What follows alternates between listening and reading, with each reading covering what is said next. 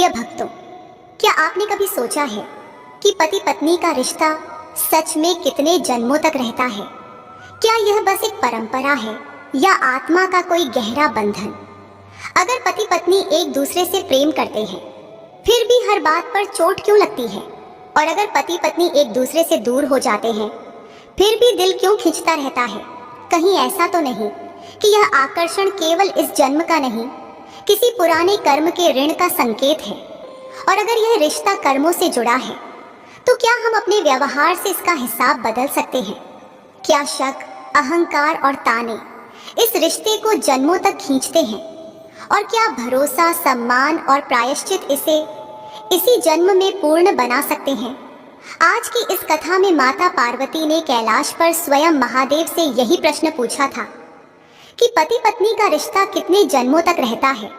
और शिवजी ने जो उत्तर दिया, वह सिर्फ कहानी नहीं, हर दंपति के लिए एक चेतावनी भी है और एक रास्ता भी। तो चलिए शुरू करते हैं। कैलाश की शीतल चोटी पर जब संध्या की धूप सुनहरी धुंध बनकर बर्फ पर उतर रही थी, तभी माता पार्वती के मन में एक ऐसा प्रश्न उठ खड़ा हुआ जिसे वह वर्षों से अपने भीतर दबाए बैठी थी। क्योंकि यह प्रश्न केवल प्रेम का नहीं था, यह प्रश्न जीवन का था, जिम्मेदारियों का था, टूटते रिश्तों का था और उन अनकहे दुखों का था जो पति पत्नी के बीच धीरे धीरे घर बना लेते हैं। पार्वती ने देखा कि धरती पर कितने ही घरों में एक ही छत के नीचे रहने वाले दो लोग एक दूसरे से दूर होते जा रहे हैं। कहीं अहंकार है, कहीं शक है, कहीं गरीबी का भार है, कहीं सफलता का घमंड है, कहीं तीसरे की बात है, कहीं परिवार का दबाव है और कहीं बस समय की कमी।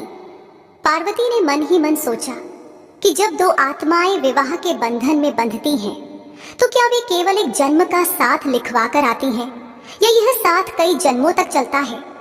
और अगर चलता है तो कौन सा रिश्ता साथ चलता है? प्रेम, सम्मान, आदत या कर्मों का ऋण? फिर उन्होंने महादेव की ओर देखा और बहुत विनम्रता से कहा, हे नाथ, आप त्रिकालदर्शी हैं। आप जो कहते हैं वही सत्य बनकर काल के माथे पर लिखा जाता है। मुझे एक बात बताइए कि पति पत्नी का रिश्ता कितने जन्मों तक रहता है? क्या ये सच में कई जन्मों का बंधन है या लोग बस कहने भर को इसे 7 जन्मों का साथ कहते हैं? और यदि यह कई जन्मों तक रहता है, तो क्या हर पति पत्नी साथ ही रहते हैं? क्या हर वादा निभता है? क्या हर बंधन टिकता है या यह भी कर्मों की तरह टूटता जुड़ता रहता है? पार्वती के इस प्रश्न में जिज्ञासा भी थी और करुणा भी, क्योंकि वह धरती की हर स्त्री के आंसू और हर पुरुष की उलझन दोनों देख रही थी। महादेव ने पल भर के लिए आंखें बंद की, जैसे भीतर किसी बहुत पुराने ग्रंथ का पन्ना खुल गया हो। फिर उन्होंने धीरे से आंखें खोली और पार्वती के प्रश्न को केवल उत्तर नहीं, एक दिव्य कथा का द्वार बना दिया। महादेव ने कहा, देवी, यह प्रश्न सरल नहीं है, क्योंकि लोग सोचते हैं कि पति पत्नी का रिश्ता रस्मों से बनता है, पर सत्य यह है कि यह रिश्ता कर्मों के लेखे से बनता है, संस्कारों की डोर से बंधता है और आत्मा की यात्रा में अपना रंग बदलता रहता है। ये हमेशा एक ही रूप में नहीं रहता। कभी यह प्रेम बनकर चलता है, कभी कर्तव्य बनकर, कभी परीक्षा बनकर और कभी पश्चाताप बनकर। महादेव ने कहा कि पति पत्नी का रिश्ता कितने जन्मों तक रहेगा, इसका उत्तर किसी संख्या में नहीं है। इसका उत्तर उस संबंध की शुद्धता में है, उस संबंध की नीयत में है और उस संबंध के भीतर छिपे कर्म ऋण में है। जो रिश्ता केवल स्वार्थ पर टिका हो, वह एक जन्म तो क्या, एक मौसम भी नहीं टिकता। पर जो रिश्ता धर्म पर टिका हो, सम्मान पर टिका हो, त्याग पर टिका हो, वह आत्मा की स्मृति में अंकित हो जाता है और वही स्मृति अगले जन्म में किसी अजीब खिंचाव की तरह सामने आ जाती है। फिर पार्वती ने पूछा कि नाथ, क्या इसका अर्थ यह है कि 7 जन्मों का साथ सत्य है? महादेव ने कहा कि 7 जन्मों की बात लोक में प्रचलित है, पर आत्मा के लिए जन्मों की गिनती नहीं, आत्मा के लिए केवल ऋण और मुक्त होना है। यदि पति पत्नी ने एक दूसरे के साथ न्याय किया, एक दूसरे को ऊंचा उठाया, एक दूसरे की आत्मा को चोट नहीं दी, तो वह संबंध पुण्य बनकर अगले जन्मों में भी साथ देता है। पर यदि उन्होंने एक दूसरे के साथ छल किया, अपमान किया, हिंसा की, विश्वास तोड़ा, तो वही संबंध ऋण बनकर अगले जन्मों में भी पीछा करता है। कभी पति पत्नी बनकर, कभी शत्रु बनकर, कभी पिता पुत्र बनकर, कभी मित्र बनकर, क्योंकि कर्म ऋण अपना हिसाब जरूर पूरा करता है। पार्वती के चेहरे पर आश्चर्य था। उन्होंने कहा कि नाथ, अगर ऐसा है तो धरती पर इतने लोग अपने जीवन साथी से दुखी क्यों रहते हैं? क्या वे सब पुराने ऋण चुका रहे हैं? महादेव ने गंभीर स्वर में कहा कि बहुत बार हाँ, और बहुत बार लोग नया ऋण भी जोड़ लेते हैं, क्योंकि दुख का कारण हमेशा कोई दूसरा नहीं होता। कभी कारण हमारा अहंकार, हमारी वाणी, हमारा अविश्वास और हमारी अधीरता भी होती है। पार्वती ने फिर पूछा कि पर नाथ, यदि यह रिश्ता इतना गहरा है तो इसे बचाने का सबसे बड़ा उपाय क्या है? महादेव ने कहा कि रिश्ते को बचाने का सबसे बड़ा उपाय है धर्म, और धर्म का अर्थ पूजा की थाली नहीं। धर्म का अर्थ है अपने भीतर का सही आचरण। पति का धर्म है पत्नी को सुरक्षा देना, सम्मान देना, विश्वास देना और उसके मन को घर बनाना। पत्नी का धर्म है पति को संबल देना, मार्गदर्शन देना और उसके जीवन में शांति का दीपक बनना। और दोनों का साझा धर्म है वाणी की मर्यादा, मन की निष्ठा और दृष्टि की पवित्रता, क्योंकि कई जन्मों का बंधन वही बनता है जो भीतर से पवित्र हो। पार्वती ने कहा कि नाथ, आप कह रहे हैं कि कुछ संबंध अगले जन्मों तक चलते हैं, तो क्या आप मुझे ऐसा उदाहरण दे सकते हैं? ऐसा उदाहरण जिसे सुनकर धरती के लोग समझ सकें कि उनका रिश्ता क्यों टूट रहा है और कैसे जुड़ सकता है।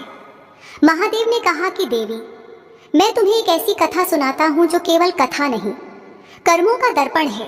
यह कथा उन दो आत्माओं की है जो एक दूसरे के जीवन में बार बार आए, कभी प्रेम बनकर, कभी पीड़ा बनकर और अंत में राहत बनकर। और इस कथा का रहस्य यही है कि पति पत्नी का रिश्ता कितने जन्मों तक रहता है। इसका निर्णय विवाह मंडप नहीं करता, इसका निर्णय हर दिन का व्यवहार करता है। महादेव ने कथा आरंभ की और कैलाश की हवा जैसे थमकर सुनने लगी। महादेव ने कहा कि बहुत पहले धरती पर एक छोटा सा नगर था जहां एक ब्राह्मण युवक रहता था जिसका नाम था देवेंद्र। वह विद्वान था, पर उसके भीतर एक छिपा हुआ घमंड भी था। उसकी पत्नी थी मृदुला, जो सरल थी, करुणामयी थी और भीतर से बहुत मजबूत थी। विवाह के पहले वर्ष में देवेंद्र ने मृदुला के त्याग को प्रेम समझा, पर धीरे धीरे उसने उसी त्याग को अपना अधिकार समझ लिया। वह उसके मौन को उसकी कमजोरी समझ बैठा। वह उसकी सेवा को उसका कर्तव्य कहकर छोटा करने लगा। और मृदुला हर दिन खुद को समझाती कि पति का मन कठिन है, पर मैं अपनी मर्यादा नहीं छोड़ूंगी।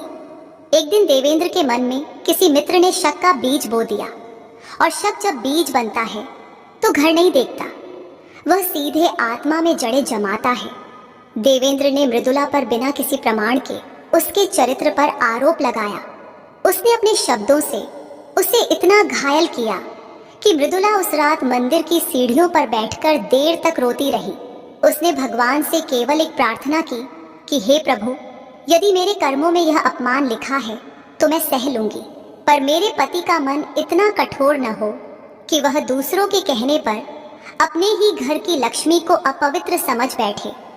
लेकिन देवेंद्र का शक बढ़ता गया और शक के साथ साथ उसका व्यवहार भी कठोर होता गया। उसने मृदुला को घर में अकेला कर दिया, लोगों के सामने ताने दिए और एक दिन तो उसने उसके मायके जाने पर भी रोक लगा दी। मृदुला का भीतर टूट रहा था, पर बाहर वह शांत थी, क्योंकि कुछ स्त्रियां आंसू नहीं गिराती, वे आंसू पीकर भी घर चलाती हैं। उसी नगर में एक साधु आया जिसने लोगों को बताया कि जिस घर में पत्नी का सम्मान नहीं, उस घर में लक्ष्मी नहीं ठहरती। देवेंद्र भी भीड़ में था। उसने साधु की बात सुनी, पर अहंकार ने उसके कान बंद कर दिए। वह घर आया और मृदुला से उल्टा झगड़ पड़ा कि साधु की बात सुनकर तुम अपने आप को देवी समझने लगी हो। उसी रात मृदुला ने पहली बार अपने पति के सामने हाथ जोड़कर कहा कि मैं देवी नहीं, मैं आपकी पत्नी हूँ। मुझे सम्मान ना मिले तो भी चलेगा, पर मुझे अपमान मत दीजिए, क्योंकि अपमान रिश्ते का विष है और विष धीरे धीरे प्रेम को मार देता है। देवेंद्र ने उस क्षण भी उसकी विनती को नाजुकता समझकर ठुकरा दिया। समय बीतता गया और एक दिन मृदुला बीमार पड़ी। तेज ज्वर से शरीर टूट रहा था। घर में कोई सहारा नहीं। देवेंद्र बाहर गया हुआ था। जब लौटा तो भी उसने उसकी हालत को गंभीर नहीं समझा। मृदुला की बीमारी बढ़ी और उसी रात उसने अंतिम सांस ली। पर जाते जाते वह कोई श्राप नहीं दे गई, वह केवल एक मौन आशीर्वाद दे गई, और यही उसका सबसे बड़ा पुण्य था। देवेंद्र को जब समझ आया तो बहुत देर हो चुकी थी। उसकी आंखों के सामने पत्नी की सेवा, उसका त्याग, उसका मौन सब चलचित्र की तरह घूमने लगा। वह रोया। उसने मंदिर में जाकर गिरकर प्रार्थना की कि हे ईश्वर, मैंने अपनी ही पत्नी को दुख दिया, मुझे दंड दीजिए, पर उसे वापस दे दीजिए। तभी उसी साधु की आवाज उसके भीतर गूंज गई कि पत्नी का अपमान भगवान का अपमान होता है। देवेंद्र के भीतर पहली बार पश्चाताप जागा, और पश्चाताप जब सच्चा हो तो वह अगले जन्म का रास्ता बदल देता है। महादेव ने पार्वती से कहा कि देवी, यहीं से जन्मों का चक्र शुरू हुआ। मृदुला ने अपने अंतिम क्षणों में श्राप नहीं दिया, इसलिए उसका मन हल्का था, पर देवेंद्र के भीतर जो पाप बोध था वही ऋण बन गया, और ऋण जब तक चुकता नहीं होता, आत्माएं एक दूसरे से अलग नहीं होती। पार्वती ने व्याकुल होकर पूछा कि फिर क्या हुआ नाथ, क्या अगले जन्म में वे फिर पति पत्नी बने? महादेव ने कहा कि बने, पर इस बार भूमिका बदल गई ताकि कर्म का हिसाब पूरा हो सके। और यही तो रहस्य है। पति पत्नी का रिश्ता कई जन्मों तक रहता है, पर हर जन्म में वही पति वही पत्नी वही व्यवहार नहीं। कभी एक का अहंकार दूसरे की परीक्षा बनता है, कभी एक का त्याग दूसरे का पाठ बनता है, और कभी ईश्वर दोनों को अलग अलग चोट देकर एक दूसरे की कीमत समझाता है। महादेव ने कहा कि अगले जन्म में मृदुला एक राजघराने में जन्मी, नाम मिला यामिनी, और देवेंद्र जन्मा एक साधारण परिवार में, नाम मिला उदयन। यामिनी सुंदर भी थी, बुद्धिमान भी, पर उसके भीतर आत्मसम्मान की अग्नि थी, और उदयन सरल था, पर उसके भीतर असुरक्षा थी। दोनों का विवाह हुआ, और इस बार वही पुराना शक, वही पुरानी चोट, पर नए रूप में। यामिनी को अपने पति का संदेह सहन नहीं था, और उदयन अपने भीतर के डर से बार बार उसका दिल दुखा बैठता था। पार्वती की आंखें फैल गईं। उन्होंने कहा, नाथ, क्या फिर वही कहानी दोहराई गई? महादेव ने कहा कि नहीं देवी, इस बार कहानी का मोड़ अलग है, क्योंकि इस बार बीच में एक ऐसी घटना आने वाली है जो दोनों आत्माओं को तोड़कर भी जोड़ देगी, और वहीं से तुम्हारे प्रश्न का उत्तर धीरे धीरे उजागर होगा। महादेव ने पार्वती की ओर देखा और कहा कि देवी, आगे जो तुम सुनोगी उसमें तुम्हें धरती के हर घर का सच मिलेगा, क्योंकि अक्सर पति पत्नी के बीच तीसरा व्यक्ति कोई और नहीं होता। तीसरा होता है उनका अहंकार, उनका डर और उनका बोलने का ढंग। और जब यह तीसरा निकल जाता है तब रिश्ता जन्मों की कैद से निकलकर मोक्ष का रास्ता पकड़ लेता है। पार्वती ने हाथ जोड़कर कहा कि नाथ, फिर आगे सुनाइए, क्योंकि मैं चाहती हूँ कि धरती के लोग यह समझें कि उनका रिश्ता बोझ नहीं, एक साधना है। महादेव ने कहा कि ठीक है देवी, आगे मैं तुम्हें उदयन और यामिनी की वह रात सुनाऊंगा जब एक छोटा सा गलत शब्द पूरे जीवन की दिशा बदल देता है, और वही रात उनके कई जन्मों के ऋण का द्वार भी खोल देती है। और फिर तुम जानोगी कि पति पत्नी का रिश्ता कितने जन्मों तक रहता है, और कब वह रिश्ता राहत बन जाता है, कब वह रिश्ता सीख बन जाता है, और कब वह रिश्ता कर्मों की जंजीर तोड़कर ईश्वर की ओर मुड़ जाता है। महादेव ने धीमे स्वर में कथा को आगे बढ़ाया और कहा कि देवी, जब आत्माएं बार बार एक दूसरे से जुड़ती हैं तो वे हर बार नई देह, नए नाम, नया घर पाती हैं, पर भीतर के संस्कार वही पुराने रहते हैं। वे संस्कार ही कभी प्रेम बन जाते हैं, कभी भय का, कभी अहंकार और कभी संदेह। यही कारण है कि कई पति पत्नी बिना किसी बड़े कारण के भी एक दूसरे से खिंचे चले आते हैं, और बिना किसी बड़े कारण के भी एक दूसरे से टूट जाते हैं। अब सुनो उदयन और यामिनी की कथा। उस नगर का नाम था वल्लरी। वल्लरी एक व्यापारिक नगर था, जहां धन का सम्मान था और प्रतिष्ठा का भार भी। यामिनी उसी नगर के प्रतिष्ठित राजवंश में जन्मी थी। उसके पिता राज्य के महामंत्री थे, जिनकी एक एक बात कानून मानी जाती थी। यामिनी बचपन से ही शिष्टाचार, मर्यादा और आत्मसम्मान के वातावरण में पली थी। वह जितनी सुंदर थी, उतनी ही तेजस्वी भी। उसकी आंखों में कोमलता थी, पर स्वाभिमान की चमक भी। और उदयन एक साधारण वैश्य परिवार में जन्मा था, पर स्वभाव से वह परिश्रमी और ईमानदार था। उसके पिता का छोटा सा व्यापार था। उदयन ने मेहनत करके उसे बढ़ाया, पर उसके भीतर एक कमी रह गई थी। वह अपने आप को योग्य मानता था, पर अपनी योग्यता के सामने यामिनी के राजवंश की चमक देखकर कहीं भीतर भीतर डरता भी था। और डर जब दिल में रहता है तो वह प्यार को भी सवाल बना देता है। दोनों का विवाह हुआ। नगर ने इसे अच्छा मेल माना, क्योंकि एक ओर राजवंश की प्रतिष्ठा थी और दूसरी ओर उदयन की मेहनत और चरित्र। विवाह के प्रारंभिक महीनों में उदयन यामिनी को देवी की तरह मानता था, पर धीरे धीरे उसकी श्रद्धा में एक डर घुलने लगा। वह सोचता कि कहीं यामिनी को मेरा साधारणपन खटक न जाए, कहीं वह मेरे घर को छोटा न समझ ले। और वही सोच उसका व्यवहार बदलने लगी। अब वह हर छोटी बात में यामिनी के शब्दों के पीछे अर्थ खोजता। उसके चेहरे की हल्की सी उदासी में भी उसे अपना अपमान दिखने लगता। और यामिनी, जिसे बचपन से खुलकर बोलना आया था, वह अपने मन की बात कहने लगी, क्योंकि उसे लगा कि संवाद ही संबंध का धर्म है। पर उदयन ने संवाद को भी बहस समझ लिया, और बहस के भीतर अहंकार घुसते देर नहीं लगती। एक दिन नगर में वसंतोत्सव हुआ। राजमहल के प्रांगण में दीप, पुष्प, नृत्य, संगीत सब सजे थे। यामिनी को अपने पिता के साथ वहां जाना था। उदयन भी गया, पर वहां राजवंश के लोग थे। बड़े बड़े व्यापारी थे, कुछ पुराने मित्र थे, जिनकी नजरें बातों के साथ तुलना भी करती थीं। वहां एक युवा सेनापति भी था, नाम था मयंक। वह बचपन में यामिनी का सहपाठी रह चुका था। वह सम्मान से यामिनी को प्रणाम कर बैठा और बोला कि राजकुमारी, वर्षों बाद आपको देखना सौभाग्य है। यामिनी मुस्कुराई। उसने केवल सामान्य अभिवादन किया, पर उदयन का मन भीतर ही भीतर सिकुड़ गया। वह मुस्कान उसे सामान्य नहीं लगी। उसे लगा जैसे यामिनी ने किसी पुराने समय को याद कर लिया हो, और उसका डर अचानक आग बन गया। वह रात भर चुप रहा। यामिनी ने कई बार पूछा कि क्या बात है, तुम इतने शांत क्यों हो? उदयन ने कहा, कुछ नहीं, काम का तनाव है। पर भीतर भीतर उसका मन कह रहा था कि राजवंश की स्त्री को मैं कैसे संभालूं। और यामिनी का स्वाभिमान कह रहा था कि अपने पति के मन की बात जानना मेरा अधिकार है।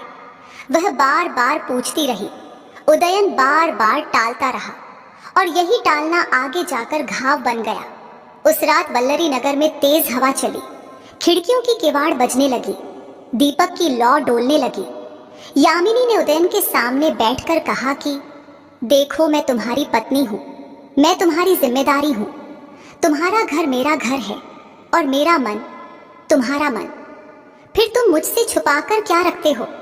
उदयन ने पहली बार तीखे स्वर में कहा कि तुम सच में जानना चाहती हो? यामिनी ने कहा, हाँ। उदयन ने कहा कि आज जो सेनापति मयंक आया था, उससे तुम्हारा क्या संबंध है? यामिनी ने पहले तो बात को हल्का समझकर कहा कि बचपन का सहपाठी है, बस। उदयन ने कहा, बस बस, इतने सम्मान से मुस्कुराना, बस इतने अपनत्व से बात करना। यामिनी का चेहरा कठोर हो गया। उसने कहा कि उदयन, तुम्हें अपनी पत्नी पर भरोसा नहीं। उदयन ने तुरंत कहा, भरोसा है, पर लोग क्या कहेंगे? यामिनी ने कहा, लोग हमारे बीच कब से बैठने लगे। उदयन ने कहा, तुम नहीं समझोगी। तुम्हारे घर की इज्जत अलग है, मेरे घर की इज्जत अलग। मैं नहीं चाहता कि कोई मेरे बारे में कहे कि मैं अपनी पत्नी को संभाल नहीं पाया। का स्वाभिमान चोट खा गया। उसने कहा, तो यह तुम्हारा डर है, मेरा चरित्र नहीं। उदयन ने गुस्से में कह दिया कि डर नहीं, यह सच है कि तुम्हारी दुनिया बड़ी है और मेरी दुनिया छोटी, और तुम्हारी दुनिया के लोग तुम्हें घेरते हैं और मैं बाहर रह जाता हूँ। महादेव ने पार्वती से कहा कि देवी देखो, जब पति पत्नी के बीच तुलना आ जाती है तब प्रेम भी प्रतियोगिता बन जाता है और प्रतियोगिता में कोई न कोई हारता ही है। यामिनी ने उस शब्द को सुना कि तुम्हारी दुनिया बड़ी है और मेरी दुनिया छोटी, और उसके भीतर जो सम्मान था वह कांप उठा। उसने कहा, उदयन, मैंने आज तक तुम्हें छोटा नहीं माना, पर तुम खुद ही अपने आप को छोटा मानकर मुझे दोषी बना रहे हो। उदयन ने कहा, दोषी नहीं, बस सावधान रहो। यामिनी ने कहा, सावधान? किससे? अपने पति से, उस पति से जिसने मुझे प्रेम का वादा किया था, अब मुझसे पहरा चाहता है। उदयन ने कहा, तुम मेरी पत्नी हो, मैं तुम्हारा अधिकार हूं। यामिनी ने कहा, अधिकार या विश्वास? उदयन चुप हो गया और चुप्पी में शक ने जगह बना ली। उसके बाद कुछ दिन घर में ठंडापन रहा। यामिनी ने भी बोलना कम कर दिया, क्योंकि कुछ बातें बोल बोल कर थक जाती हैं और कुछ छोटे समझा समझा कर भी नहीं भरती। उदयन अपने व्यापार में डूब गया और जब भी यामिनी को किसी सभा, किसी मंदिर, किसी उत्सव में जाना होता, वह बिना कहे उसके चेहरे पर सवाल छोड़ देता। यामिनी के भीतर धीरे धीरे एक अकेलापन भरने लगा। वह सोचती कि यदि पति ही अपने मन का घर नहीं देगा तो पत्नी कहाँ रहेगी। दूसरी ओर उदयन का मन बार बार डर से भरता। उसे लगता कि यदि मैं ढीला पड़ गया तो मेरी पत्नी मुझसे दूर हो जाएगी, और इस डर ने उसे कठोर बना दिया। महादेव ने कहा कि देवी, यही वह बिंदु है जहाँ रिश्ता या तो सुधरता है या बिगड़ता है, क्योंकि यहाँ से दोनों के कर्म पुरानी जन्मों की परछाइयों को जगाने लगते हैं। उदयन के भीतर वही पुराना संदेह जागने लगा जो देवेंद्र के भीतर था, और यामिनी के भीतर वही पुराना अपमान जागने लगा जो मृदुला ने सहा था। पर इस बार यामिनी मृदुला की तरह मौन नहीं रही, क्योंकि आत्मा ने नए जन्म में उसे स्वाभिमान की आवाज दी थी। एक दिन नगर में एक चोरी हुई और चोरी के साथ साथ कई अफवाहें भी फैली। वल्लरी में बड़े व्यापारी के आभूषण चोरी हो गए और किसी ने कहा कि चोरी करने वाला कोई बाहर का नहीं, अपने ही नगर का है। और वही अफवाह धीरे धीरे उदयन के घर तक भी पहुंच गई, क्योंकि उदयन व्यापारियों में जाना जाता था और यामिनी राजवंश से जुड़ी थी। लोगों ने कहना शुरू किया कि राजवंश की बहू ने अपने पति के लिए बड़े लोगों से संबंध बनाए होंगे। कुछ ने कहा कि वह सेनापति मयंक अक्सर राजमहल में आता है। कुछ ने कहा कि उदयन तो बस नाम का पति है। महादेव ने कहा कि देवी, जब समाज की जुबान चलती है तो सबसे पहले पति पत्नी का विश्वास करता है, क्योंकि समाज बाहर से वार करता है और पति पत्नी अंदर से टूट जाते हैं। उदयन ने उन बातों को सुना और उसका मन जल उठा। वह घर आया और बिना कुछ पूछे यामिनी पर ताने मारने लगा। उसने कहा कि अब तो लोग भी वही कह रहे हैं जो मैं पहले से महसूस कर रहा था। यामिनी ने कांपते स्वर में कहा कि लोग क्या कहते हैं, यह तुम क्यों सुनते हो? उदयन ने कहा, क्योंकि लोग सही कहते हैं। यामिनी का चेहरा सफेद पड़ गया। उसने कहा, तुमने मुझे बिना प्रमाण दोषी मान लिया। उदयन ने गुस्से में कहा, प्रमाण? तुम्हारी मुस्कान ही प्रमाण है, तुम्हारे पुराने मित्र ही प्रमाण हैं, तुम्हारी चुप्पी ही प्रमाण है। यामिनी की आंखों में आंसू आ गए। उसने कहा, उदयन, एक स्त्री की चुप्पी हमेशा अपराध नहीं होती, कभी वह बस टूटने की आवाज होती है। उस रात यामिनी अपने कमरे में बंद हो गई। उसने दीवार की ओर देखा, जैसे दीवार ही उसका सहारा हो। उसने अपने गले से मंगलसूत्र पकड़कर कहा कि क्या यही वह धागा है जो 7 जन्मों तक बंधता है, या यह धागा भी समाज की बातों से टूट जाता है? फिर उसे महादेव का नाम याद आया। उसने मन ही मन प्रार्थना की कि हे महादेव, यदि मेरा रिश्ता किसी पुराने ऋण का परिणाम है तो मुझे शक्ति दीजिए कि मैं इसे पाप न बनने दूं। और उसी रात एक ऐसी घटना घटी जिसने वल्लरी नगर की हवा बदल दी, क्योंकि नगर में आग लग गई। व्यापारी की दुकान में आग फैल गई, लोग भागने लगे, चीख पुकार मच गई। उदयन का व्यापार भी उसी बाजार में था। वह दौड़कर पहुंचा और देखा कि आग ने सब कुछ घेर लिया है। यामिनी भी पीछे पीछे वहां पहुंची। उसने बिना डर के आग में घुसकर कुछ बच्चों को बाहर निकाला। लोग आश्चर्य से देख रहे थे। तभी एक जलता हुआ लकड़ी का टुकड़ा गिरा और यामिनी का हाथ झुलस गया। उदयन ने पहली बार सच में उसे खो देने का भय महसूस किया। उसने उसे उठाया और घर लाया, पर डर के साथ उसका अहंकार भी था। वह उस रात भी बोल न पाया कि मुझे माफ कर दो। यामिनी दर्द में थी, पर उसकी आंखों में सिर्फ दर्द नहीं, एक प्रश्न भी था कि क्या मेरे पति का दिल मेरे लिए पिघलेगा भी, या वह मुझे बस अपनी इज्जत का हिस्सा समझता रहेगा। महादेव ने पार्वती से कहा कि देवी, अब कथा का सबसे महत्वपूर्ण मोड़ आता है, क्योंकि इसी झुलसे हुए हाथ के साथ एक पुरानी स्मृति भी जागती है। यामिनी जब दर्द से तड़प रही थी, उसने सपना देखा कि वह किसी मंदिर की सीढ़ियों पर रो रही है और कोई पुरुष दूर खड़ा है और वह पुरुष पश्चाताप में कांप रहा है। यामिनी नींद से उठी तो उसके होठों पर एक नाम अनजाने में आ गया, देवेंद्र। उदयन ने चौंक कर पूछा, क्या कहा? यामिनी खुद भी डर गई कि यह नाम कहां से आया, और वहीं से दोनों के बीच जन्मों की परतें खुलने लगी। उदयन ने पहली बार महसूस किया कि यह रिश्ता सिर्फ आज का नहीं, कहीं बहुत दूर का है, और अगर यह रिश्ता ऋण है तो इसे प्रेम में बदलने का अवसर भी ईश्वर ही देता है। पार्वती की सांसें तेज हो गईं। उन्होंने कहा, नाथ, क्या दोनों को अपने पिछले जन्म का आभास होने लगा? और क्या यही वह बिंदु है जहां रिश्ता टूटने के बजाय सुधरता है? महादेव ने कहा, देवी, आभास होना ही काफी नहीं, आभास को आचरण में बदलना पड़ता है। अगले भाग में मैं तुम्हें सुनाऊंगा कि उदयन ने पहली बार अपने भीतर के डर को कैसे स्वीकार किया, कैसे उसने अपने शब्दों का प्रायश्चित किया, और कैसे एक पत्नी के झुलसे हाथ ने पति की जली हुई चेतना को जगा दिया। तब तुम समझोगी कि पति पत्नी का रिश्ता कितने जन्मों तक रहता है। वह उतने जन्मों तक रहता है जितने जन्मों तक हम अपने कर्मों को सुधारने से भागते हैं, और जिस दिन हम सुधर जाते हैं उसी दिन वह रिश्ता ऋण से मुक्त होकर राहत बन जाता है।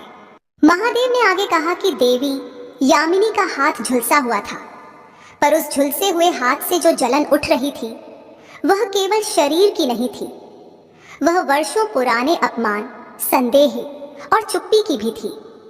उदयन रात भर उसके पास बैठा रहा, पर भीतर की जकड़न उसे कुछ कहने नहीं दे रही थी। वह बार बार यामिनी के चेहरे की तरफ देखता। उसकी आंखों में दर्द था, पर उससे भी ज्यादा एक शांत और कड़ा सवाल था, जैसे वह पूछ रही हो कि आज भी तुम मुझे समाज की नजरों से देखोगे या पहली बार अपने मन की नजर से देखोगे। उदयन को अपने भीतर कुछ टूटता हुआ महसूस हुआ।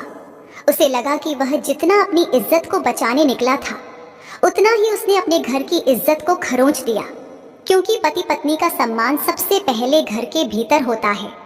बाहर की भीड़ तो बस ताली बजाती है या पत्थर फेंकती है। अगली सुबह वैद्य आया, औषधि लगी, पट्टी बंधी। यामिनी ने एक शब्द नहीं कहा, वह केवल खिड़की से बाहर देखती रही, और उदयन उसी कमरे में जैसे अपराधी बनकर बैठा रहा। दोपहर के समय यामिनी की माता मिलने आई। उन्होंने अपनी बेटी का हाथ देखा और उदयन की तरफ एक तेज नजर से देखा, पर कुछ बोली नहीं, क्योंकि कुछ माताएं जानती हैं कि शब्द से ज्यादा असर मौन का होता है। वह चली गई और जाते समय बस इतना कह गई कि बेटी, हाथ की जलन ठीक हो जाएगी, पर मन की जलन को हवा मत देना। यामिनी ने सिर हिलाया, पर उदयन उस वाक्य में खुद को कटघरे में खड़ा महसूस करने लगा। रात हुई, चंद्रमा बादलों के पीछे छिप गया, और उसी अंधेरे में उदयन के भीतर का सच बाहर आने लगा। वह धीरे से बोला, यामिनी, मैं एक बात कहना चाहता हूँ। यामिनी ने बिना उसकी ओर देखे कहा, कहो। उदयन का स्वर कांप रहा था। उसने कहा, मैं डरता हूँ। यामिनी ने पहली बार उसकी ओर देखा। उसकी आंखों में कोई व्यंग्य नहीं था, बस हैरानी थी। उदयन ने कहा, मैं डरता हूँ कि मैं तुम्हारे योग्य नहीं। मैं डरता हूँ कि तुम जिस ऊंचे कुल से आई हो, उस कुल की चमक के आगे मेरा साधारणपन कहीं तुम्हें बोझ न लगने लगे। और यह डर मुझे ऐसा बना देता है, जो मैं हूं ही नहीं। मैं तुम्हें रोकता हूँ, शक करता हूँ, ताने देता हूँ, ताकि मैं खुद को मजबूत साबित कर सकूं। पर सच यह है कि मैं अंदर से कमजोर हो जाता हूँ, और इस कमजोरी का बोझ मैं तुम्हारे कंधे पर डाल देता हूँ। यामिनी की पलकों में हल्की नमी आ गई, लेकिन उसने खुद को संभाला क्योंकि उसे डर था कि कहीं यह भी एक नाटक न हो। उसने धीमे स्वर में कहा, डर तुम्हारा है पर चोट मुझे लगती है। उदयन ने सिर झुका लिया। उसने कहा, मैं जानता हूं और मैं उसी का प्रायश्चित करने आया हूं। महादेव ने पार्वती से कहा कि देवी, प्रायश्चित हमेशा मंदिर में नहीं होता। प्रायश्चित सबसे पहले उस मन में होता है जो गलती करके भी सच स्वीकार कर ले। उदयन ने आगे कहा, जिस दिन तुमने आग में घुसकर बच्चों को निकाला, मुझे लगा जैसे तुम मेरी पत्नी नहीं, मेरे जीवन का धर्म हो।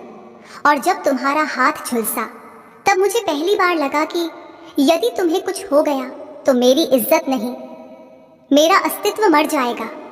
यामिनी ने कड़वाहट दबाकर कहा, तो अब समझ आया, पहले क्यों नहीं आया? उदयन ने कहा, क्योंकि मैं अपनी ही छाया से डर रहा था, और जब मन छाया से डरता है तो उसे हर रोशनी भी किसी और की लगती है। यामिनी चुप रही। उदयन ने हाथ जोड़कर कहा, यामिनी, मैं तुमसे कोई वादा नहीं मांगता।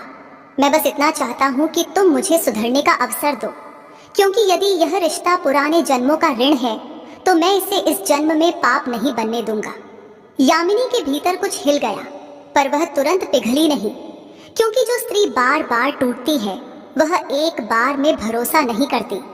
उसने पूछा, और अगर कल फिर वही बात किसी ने कह दी, फिर तुम्हारा डर जाग गया, फिर तुमने मुझे फिर से कटघरे में खड़ा कर दिया, तब क्या? उदयन ने कहा, तब तुम मुझे छोड़ देना, पर उस दिन तक मुझे अपनी परीक्षा लेने दो, क्योंकि मैं अपने डर को जीतना चाहता हूं, तुम्हें नहीं। यामिनी ने उस वाक्य को सुना और पहली बार उसके भीतर यह विश्वास जगा कि यह आदमी पत्थर नहीं, बस डर के खोल में बंद था। अगले दिन उदयन बाजार गया। वही व्यापारी जिनके बीच अफवाहें फैली थीं, वही लोग जिनकी जीभ ने आग की तरह घर जलाया था। उदयन ने उनके सामने स्पष्ट कहा कि मेरी पत्नी का सम्मान मेरी प्रतिष्ठा है। जो उसके बारे में एक शब्द भी बोलेगा वह मेरे बारे में बोलेगा, और जो मेरे घर की स्त्री को अपमानित करेगा वह मेरे घर के देवता का अपमानित करेगा। यह सुनकर लोग चौंके। कुछ ने सिर झुका लिया, कुछ ने बहाने बनाए, पर अफवाह की आग पर पानी पड़ने लगा, क्योंकि जब पति खुद अपनी पत्नी के पक्ष में खड़ा होता है तब पत्नी को दुनिया की जरूरत नहीं पड़ती। महादेव ने कहा कि देवी, यही वह बिंदु है जहां रिश्ता जन्मों का बोझ उतारने लगता है। उदयन ने घर लौटकर यामिनी के सामने पहली बार सार्वजनिक रूप से प्रणाम किया। यह प्रणाम राजा रानी का नहीं था, यह प्रणाम पति का पत्नी के सम्मान के लिए था। उसने कहा, आज मैंने लोगों को नहीं, अपने भीतर के डर को रोका है। यामिनी ने उसकी ओर देखा और धीमे से कहा, यह शुरुआत है। उदयन ने कहा, हाँ, और मुझे पता है शुरुआत हमेशा कठिन होती है, क्योंकि आदतें बदलना आसान नहीं, पर अगर मैं नहीं बदला तो यह रिश्ता हर जन्म में हमें काटेगा, और अगर मैं बदल गया तो यही रिश्ता हर जन्म में हमें बचाएगा। उसी रात यामिनी को फिर सपना आया, पर इस बार सपना बदला हुआ था। अब वह मंदिर की सीढ़ियों पर रो नहीं रही थी, वह मंदिर के भीतर दीपक जला रही थी, और एक पुरुष उसके पास खड़ा था, सिर झुकाकर, आंखों में पश्चाताप और हाथों में श्रद्धा। वह दृश्य इतना स्पष्ट था कि यामिनी की देह कांप गई। वह जागी और उदयन को देखकर बोली, उदयन, मुझे लगता है हम पहले भी कहीं मिले हैं। उदयन ने शांत होकर कहा, मुझे भी यही लगता है, पर चाहे हम मिले हों या नहीं, इस जन्म में मैं तुम्हें खोकर सीखना नहीं चाहता, मैं तुम्हें पाकर निभाना चाहता हूँ। यामिनी के भीतर वर्षों की गांठ थोड़ी ढीली हुई, पर अभी खुली नहीं थी, क्योंकि गांठ खोलने के लिए एक घटना और बाकी थी। महादेव ने पार्वती से कहा कि देवी, अब सुनो आगे की कथा। जब सेनापति मयंक फिर सामने आएगा, और इस बार परीक्षा केवल उदयन की नहीं होगी, यामिनी की भी होगी, क्योंकि रिश्ते में केवल शक करने वाला ही दोषी नहीं होता। कभी कभी अपने स्वाभिमान को भी प्रेम के सामने झुकना पड़ता है, और उसी परीक्षा में यह निर्णय होगा कि यह रिश्ता अगले जन्मों तक ऋण बनकर चलेगा या इस जन्म में धर्म बनकर मुक्त हो जाएगा। पार्वती ने धीरे से कहा, नाथ, आगे सुनाइए, क्योंकि मुझे लगता है कि अब कथा का उत्तर और भी स्पष्ट होने वाला है। महादेव बोले, हाँ देवी, अगले भाग में तुम देखोगी कि एक छोटी सी सभा में कैसे पुराने संस्कार जागते हैं, कैसे मन का संदेह फिर लौटता है और कैसे सच्चा पति वही है जो अपनी पत्नी का हाथ सिर्फ घर में नहीं, भीड़ के बीच भी थाम ले। और तब तुम समझोगी कि पति पत्नी का रिश्ता कितने जन्मों तक रहता है। वह उतने जन्मों तक रहता है जितने जन्मों तक हम एक दूसरे को अपना नहीं, अपनी वस्तु समझते हैं। और जिस दिन हम एक दूसरे को आत्मा समझकर सम्मान देने लगते हैं, उसी दिन जन्मों की गिनती मिट जाती है और रिश्ता राहत बन जाता है। महादेव ने कथा को आगे बढ़ाते हुए कहा कि देवी, जब किसी रिश्ते में भरोसा टूटकर फिर बनना शुरू होता है, तब ईश्वर एक बार फिर उसी जगह चोट देता है जहां पहले घाव लगा था, ताकि आत्मा समझ सके कि यह रिश्ता सिर्फ साथ रहने का नाम नहीं, यह साथ निभाने की परीक्षा है। उदयन ने जब अपने डर को स्वीकार किया, तब वह भीतर से हल्का हुआ। पर हल्का होना ही पर्याप्त नहीं होता। भरोसा फिर से बनता है तो उसे समय नहीं, प्रमाण चाहिए। और प्रमाण हमेशा घर के भीतर नहीं मिलता, वह भीड़ के बीच मिलता है, जहां शब्द तीर बनकर उड़ते हैं और एक पल में वर्षों की मेहनत मिटा देते हैं। यही कारण था कि कुछ ही दिनों बाद वल्लरी नगर में एक बड़ी सभा रखी गई। मंदिर के पुनर्निर्माण का कार्य शुरू होना था। उसी मंदिर का जहां बाजार की आग के बाद कई लोग मन ही मन डर गए थे, और लोग डर के बाद अक्सर धर्म की ओर लौटते हैं। सभा में नगर के बड़े व्यापारी, राज परिवार, महामंत्री, पुजारी और सेनापति मयंक भी आने वाले थे। यामिनी का मन सुनकर थोड़ा ठिठका, क्योंकि मयंक का नाम आते ही पुराने संदेह की परछाई उदयन के चेहरे पर कभी कभी दिखाई दे जाती थी। पर अब यामिनी भी बदल रही थी। वह समझने लगी थी कि कभी कभी पति को मजबूत बनाने के लिए पत्नी को भी अपने स्वाभिमान की तलवार म्यान में रखनी पड़ती है, क्योंकि रिश्ते में जीतना नहीं, बचाना होता है। यामिनी ने उदयन से बस इतना कहा कि हम चलेंगे, क्योंकि धर्म के काम में पीछे हटना भी अधर्म है। उदयन ने पहली बार बिना हिचक कहा कि हाँ, हम साथ चलेंगे।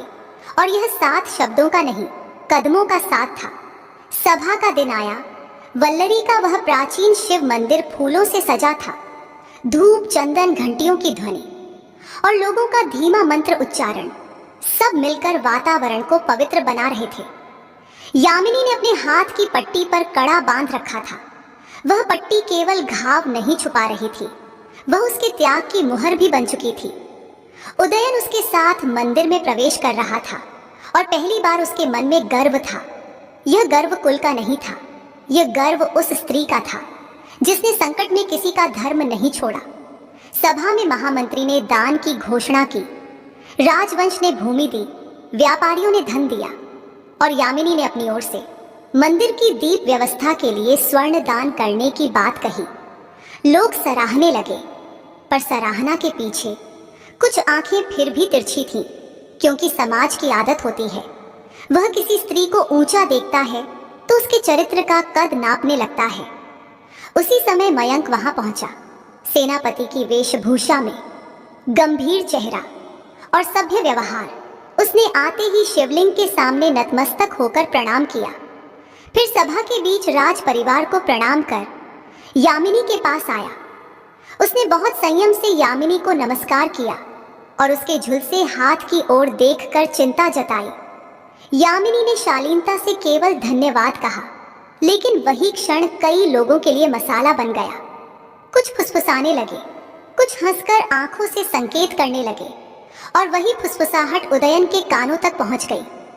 महादेव ने पार्वती से कहा कि देवी, अब देखो परीक्षा कैसे होती है। उदयन का मन एक पल के लिए कांपा, जैसे पुराने जन्म का वही डर फिर से उठ रहा हो। पर इस बार फर्क यह था कि उदयन ने डर को बाहर नहीं निकाला, उसने उसे भीतर ही पकड़ लिया। उसने अपनी मुट्ठी भींच ली और मन में शिव का नाम लिया, क्योंकि जब मन डगमगाता है तब नाम ही पतवार बनता है।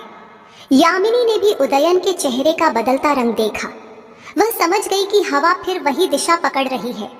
अब यह केवल उदयन की परीक्षा नहीं थी, अब यह यामिनी की भी परीक्षा थी कि वह स्वाभिमान में पति को अकेला छोड़ देगी या प्रेम में उसे सहारा देगी। सभा में अचानक एक व्यापारी ने चुभती बात कह दी कि आजकल नगर की स्त्रियां सेनापतियों से सलाह लेने लगी हैं। यह सुनकर कुछ लोग हंस पड़े। यामिनी का चेहरा तमतमा गया, पर उसने तुरंत खुद को संभाला। उसने वहां बैठे शिव भक्त पुजारी की ओर देखा, जिसने अभी अभी सत्संग में कहा था कि जिसकी वाणी कटु हो उसके कर्म कटु हो जाते हैं। यामिनी ने अपने भीतर क्रोध को दबाया और धीरे से आगे बढ़कर कहा कि नगर के सम्मानित जनों, मैं सलाह शिव से लेती हूँ और मेरे लिए हर पुरुष शिव का अंश तभी है जब उसमें मर्यादा हो। सेनापति ने मुझे चिंता जताई। मैंने धन्यवाद कहा।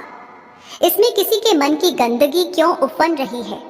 यह वाणी का दोष है, मेरा नहीं। और जिस मंदिर में हम बैठे हैं, यहाँ झूठ बोलना भी पाप है। यह कहते हुए उसने शिवलिंग की ओर हाथ जोड़कर मन ही मन प्रार्थना की। उदयन ने यह सुना और उसके भीतर पहली बार पत्नी के शब्दों में सिर्फ स्वाभिमान नहीं, धर्म का बल दिखा। लेकिन भीड़ का स्वभाव होता है, वह एक जवाब से शांत नहीं होती, वह फिर उकसाती है। उसी व्यापारी ने कहा कि तब आपके पति क्या कहेंगे, क्योंकि शहर की बातें तो चलती हैं। इस प्रश्न में यामिनी की तरफ कम और उदयन की तरफ ज्यादा तीर था, और यही वह क्षण था जहां उदयन के सामने दो रास्ते थे। एक रास्ता वही पुराना, चुप रहो, भीतर चलो, घर जाकर ताने दो, और दूसरा रास्ता नया, वहीं खड़े होकर अपनी पत्नी का हाथ थामो और सच के साथ खड़े हो जाओ। उदयन ने एक पल शिवलिंग की तरफ देखा, जैसे भीतर से किसी ने कहा हो कि आज तुम्हारा प्रायश्चित पूरा होगा। उदयन आगे बढ़ा। उसने यामिनी के पास खड़े होकर सबके सामने उसके झुलसे हाथ की पट्टी को बहुत सम्मान से छुआ। फिर हाथ जोड़कर कहा कि नगर के लोग जो भी बातें कर रहे हैं वह मेरी पत्नी के बारे में नहीं, मेरे बारे में है, क्योंकि मेरी पत्नी ने आग में घुसकर बच्चों की जान बचाई और उसका हाथ झुलसा। तब मैंने समझा कि पत्नी केवल घर की जिम्मेदारी नहीं, पति का पुण्य है, और पुण्य पर शक करना अधर्म है। आज से जो मेरी पत्नी के चरित्र पर प्रश्न करेगा वह मेरे धर्म पर प्रश्न करेगा, और मैं उसे सहन नहीं करूंगा। सभा में सन्नाटा छा गया। कुछ लोगों की गर्दन झुक गई, कुछ की आंखों में शर्म आई। पर शर्म का सबसे बड़ा औषध तब बनता है जब सच्चाई बिना क्रोध के कही जाए। उदयन ने आगे कहा कि मयंक सेनापति है, नगर का रक्षक है, वह किसी भी नागरिक की चिंता करेगा। इसमें अपमान ढूंढना अपनी नीच दृष्टि का प्रमाण है। और मैं यह भी कहता हूं कि जो पुरुष अपनी पत्नी की मुस्कान से डरता है वह पत्नी को नहीं, अपने ही मन के अंधेरे को दोष देता है। मैंने यह गलती की है और मैं इस गलती का प्रायश्चित कर रहा हूँ। आज मैं अपनी पत्नी का हाथ इस मंदिर में शिव के सामने थामकर कहता हूँ कि वह मेरे लिए सम्मान है और उसके सम्मान की रक्षा मेरा धर्म है। महादेव ने पार्वती से कहा कि देवी, यही क्षण रिश्ते को जन्मों के बोझ से मुक्त करने लगता है, क्योंकि यहाँ पुरुष ने पहली बार समाज की अदालत नहीं, शिव की अदालत चुनी। यामिनी की आंखें भर आईं। वह रोई नहीं, क्योंकि वह चाहती थी कि लोग उसकी कमजोरी न समझें, पर उसका मन भीतर से पिघल गया। उसने महसूस किया कि जिस भरोसे के लिए वह वर्षों से तरस रही थी वह आज उसे भीड़ के बीच मिला है, और यही भरोसा किसी भी स्त्री के लिए सबसे बड़ा प्रसाद होता है। उस सभा में मयंक ने भी आगे बढ़कर कहा कि मेरा अभिवादन केवल राजवंश के सम्मान के लिए था, और मैं इस विषय पर फिर कोई चर्चा नहीं सुनना चाहता। जो शिव के मंदिर में गंदगी फैलाएगा वह नगर की सुरक्षा के योग्य भी नहीं। यह सुनकर बाकी लोग चुप हो गए। सभा समाप्त हुई। मंदिर के प्रांगण में आरती हुई, और जब आरती की ध्वनि उठी तब उदयन और यामिनी दोनों ने एक साथ हाथ जोड़कर शिव का नाम लिया। इस बार उनके हाथ अलग नहीं थे, एक साथ थे, जैसे पहली बार उनके भीतर का संसार भी एक हो गया हो। घर लौटते समय यामिनी ने धीरे से कहा कि आज तुमने मेरा हाथ नहीं, मेरा मन थामा है। उदयन ने कहा, मैंने बहुत देर कर दी। यामिनी ने कहा, देर होती है, पर यदि सही समय पर मन बदल जाए तो देर भी आशीर्वाद बन जाती है। उदयन ने कहा, पर पर मेरे भीतर अब भी डर है कि कहीं मैं फिर गिर न जाऊं। यामिनी ने कहा, गिरना पाप नहीं, उठना धर्म है। और तुम्हें उठाने के लिए मैं भी अब बदल रही हूँ, क्योंकि मैंने भी अपने स्वाभिमान में कई बार तुम्हें अकेला छोड़ दिया। मैंने सोचा कि मैं सही हूँ, इसलिए मुझे झुकना नहीं चाहिए। पर आज शिव के मंदिर में समझ आया कि झुकना हमेशा हार नहीं होता, कभी कभी झुकना ही रिश्ता बचाने की जीत होता है। उसी रात उनके घर में एक छोटा सा दीपक जल रहा था। यामिनी अपने झुलसे हाथ से भी दीपक के सामने बैठी थी और उदयन उसके पास। दोनों ने मिलकर शिव को जल चढ़ाया। मन ही मन प्रार्थना की कि हमारे बीच फिर संदेह न आए। महादेव ने पार्वती से कहा कि देवी, जब पति पत्नी एक साथ ईश्वर के सामने खड़े होते हैं, तब उनके बीच की तीसरी चीज अहंकार धीरे धीरे पिघलने लगती है। पर अभी कथा पूरी नहीं, क्योंकि कर्म का हिसाब केवल एक सभा से नहीं चुकता। अभी एक और परत खुलनी बाकी है, और वही परत तुम्हारे प्रश्न का सबसे गहरा उत्तर बनेगी। अगली सुबह एक वृद्ध साधु उनके घर आया। वही साधु नहीं, पर उसी प्रकार का तेज जिसकी आंखें जैसे बहुत कुछ देख चुकी हो। उसने द्वार पर भिक्षा नहीं मांगी, उसने केवल जल मांगा। यामिनी ने श्रद्धा से जल दिया। साधु ने जल पीकर कहा कि बेटी, हाथ का घाव दिख रहा है, मन का घाव भी दिख रहा है, पर मन का घाव भर सकता है यदि तुम दोनों उस मंदिर में एक बार फिर जाओ, जहां पहली बार तुम्हारी आत्मा ने किसी पुराने जन्म की सीढ़ियां देखी थी। यामिनी चौंकी। उसने पूछा, कौन सा मंदिर? साधु ने कहा, वही मंदिर जिसकी सीढ़ियों पर एक स्त्री एक जन्म पहले रोई थी और एक पुरुष दूर खड़ा पश्चाताप कर रहा था। उस मंदिर का नाम सुनते ही यामिनी का शरीर कांप गया, क्योंकि यह वही दृश्य था जो वह सपने में देख चुकी थी। उदयन ने भी साधु की बात सुनी और उसके मन में बिजली सी चमकी। उसे लगा जैसे कोई अज्ञात दरवाजा खुल रहा हो। साधु ने कहा कि वहां जाकर तुम दोनों को समझ आएगा कि पति पत्नी का रिश्ता कितने जन्मों तक रहता है और कब वह रिश्ता राहत बनकर मोक्ष की तरफ मुड़ता है। महादेव ने पार्वती की ओर देखा और कहा कि देवी, अब आगे मैं तुम्हें उसी यात्रा पर ले चलूंगा जहां उदयन और यामिनी उस पुराने मंदिर की सीढ़ियां चढ़ेंगे, और वहां उन्हें एक ऐसा संकेत मिलेगा जो उनके वर्तमान को उनके पिछले जन्म से जोड़ देगा।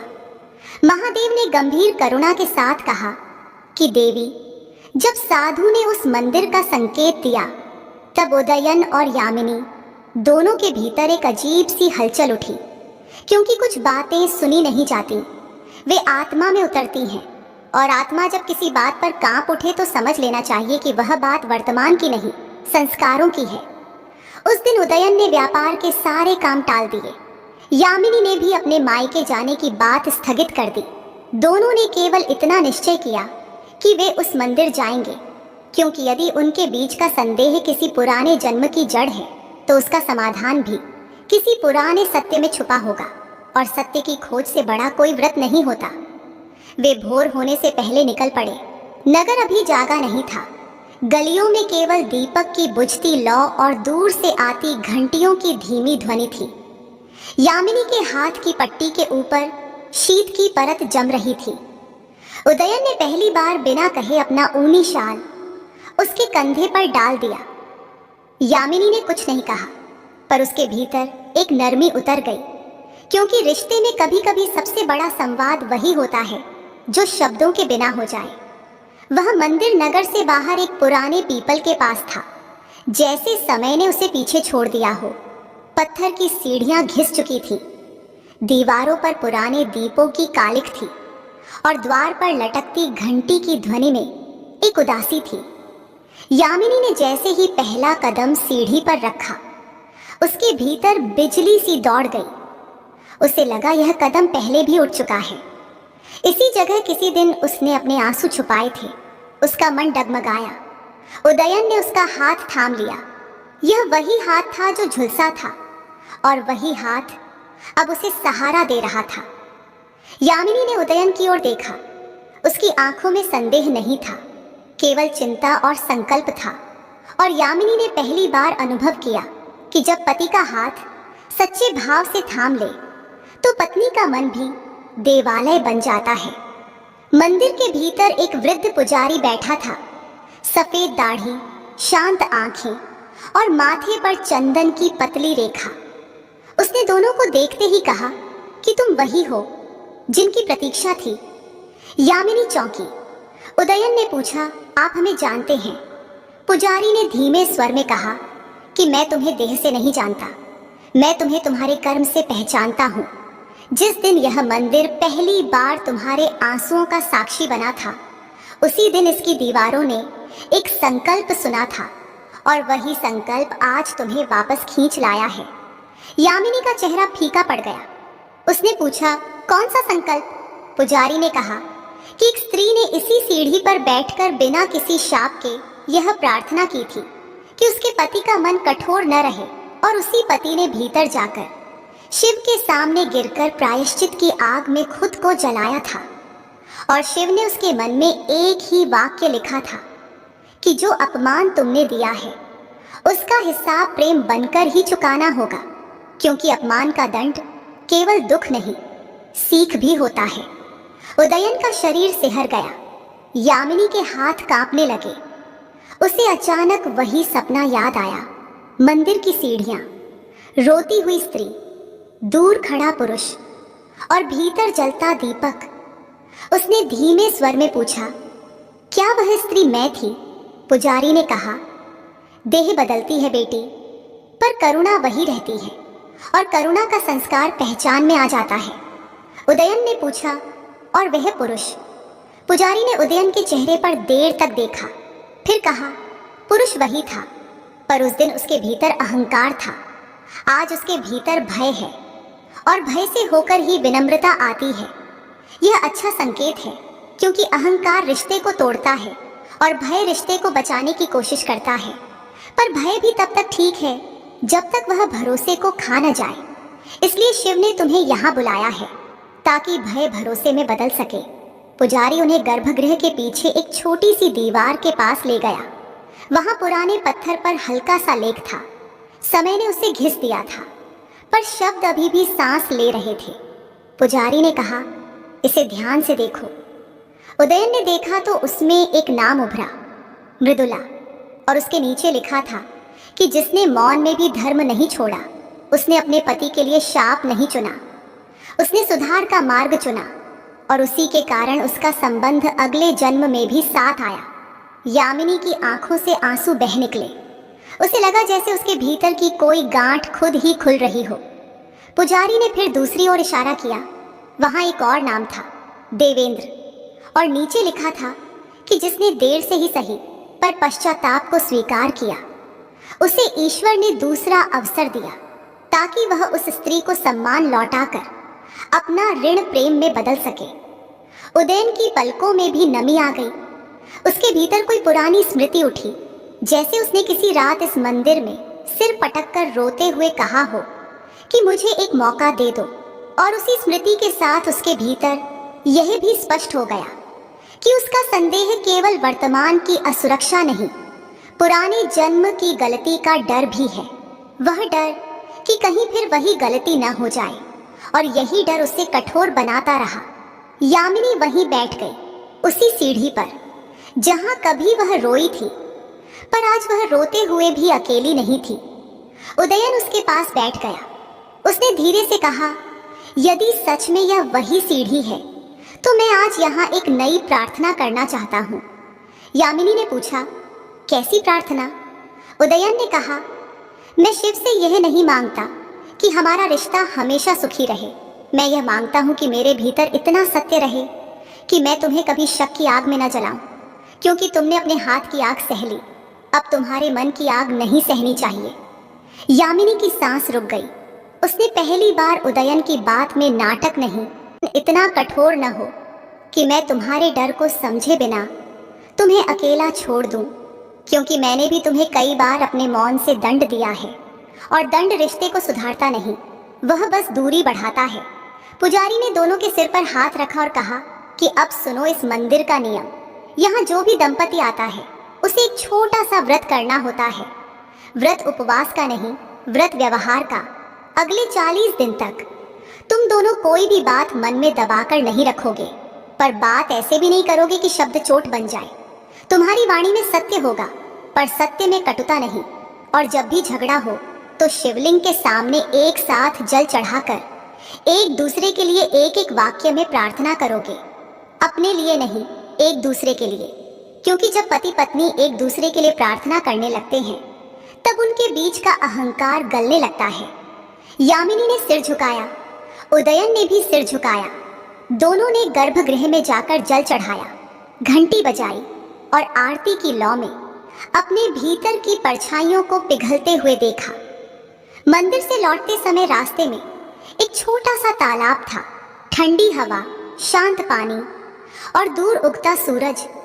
यामिनी ने धीरे से कहा, उदयन, अब मुझे समझ आ रहा है कि लोग क्यों कहते हैं 7 जन्मों का साथ, क्योंकि यह साथ सच में वचनों का नहीं, कर्मों का होता है।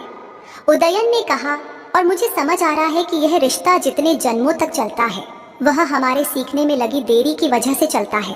अगर हम इस जन्म में सीख जाएं तो अगला जन्म बोझ नहीं रहेगा, वह राहत बन जाएगा। यामिनी ने पहली बार मुस्कुराकर कहा, राहत? हाँ, पर राहत पाने के लिए परीक्षा भी तो होगी। उदयन ने कहा, होगी, और शायद सबसे बड़ी परीक्षा अब आएगी जब हम घर लौटेंगे और वही पुराने लोग फिर कुछ कहेंगे और मेरे भीतर फिर वही डर उठेगा। तब मुझे सिद्ध करना होगा कि मैं बदल चुका हूँ। यामिनी ने कहा, और मुझे सिद्ध करना होगा कि मैं केवल स्वाभिमानी नहीं, साथी भी हूँ।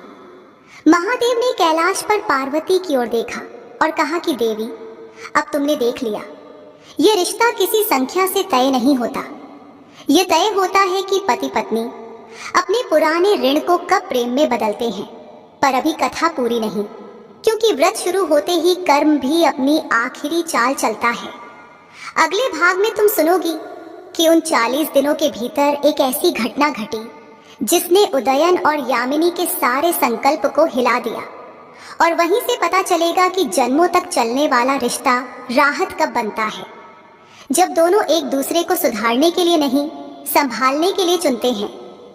महादेव ने पार्वती की ओर देखा और कहा कि देवी, जिस दिन उदयन और यामिनी उस पुराने मंदिर से लौटे उसी दिन से उनका व्रत शुरू हो गया। 40 दिन, न उपवास का, न दिखावे का, केवल व्यवहार का। और व्यवहार का व्रत सबसे कठिन होता है, क्योंकि इसमें भूख नहीं लगती, इसमें अहंकार लगता है, इसमें जीभ की आदतें लगती हैं, इसमें पुरानी स्मृतियां लगती हैं, और सबसे ज्यादा इसमें वह डर लगता है जो मन के भीतर छिपकर बैठा रहता है। पहले कुछ दिन सब सरल लगे। उदयन हर सुबह यामिनी के झुलसे हाथ की पट्टी खुद बदलता, जल चढ़ाने मंदिर साथ जाता, लौटकर व्यापार पर निकलता और शाम को घर आकर अपने दिन की बात कहता। यामिनी भी पहली बार बिना ताने के, बिना कटुता के अपने मन की बात कहने लगी। वह बताती कि आज उसे कौन सी बात चुभी, कौन सी बात अच्छी लगी और किस बात पर मन अचानक भारी हो गया। दोनों जब भी किसी बात पर खींचते तुरंत वही नियम याद करते कि बात दबानी नहीं है, पर बात को चोट भी नहीं बनाना है। और हर झगड़े के बाद शिव के सामने एक दूसरे के लिए एक वाक्य की प्रार्थना करनी है। इन दिनों में वल्लरी के लोगों ने भी बदलाव देखा। लोग कहने लगे कि उदयन अब पहले जैसा नहीं रहा, वह अपनी पत्नी के सामने नहीं झुकता, पर अपनी पत्नी के सम्मान के लिए खड़ा जरूर होता है। और यामिनी अब पहले जैसी कठोर नहीं रही, वह स्वाभिमान रखती है, पर स्वाभिमान के भीतर करुणा भी रखती है। पार्वती ने धीरे से पूछा, नाथ, फिर संकट कहाँ से आया?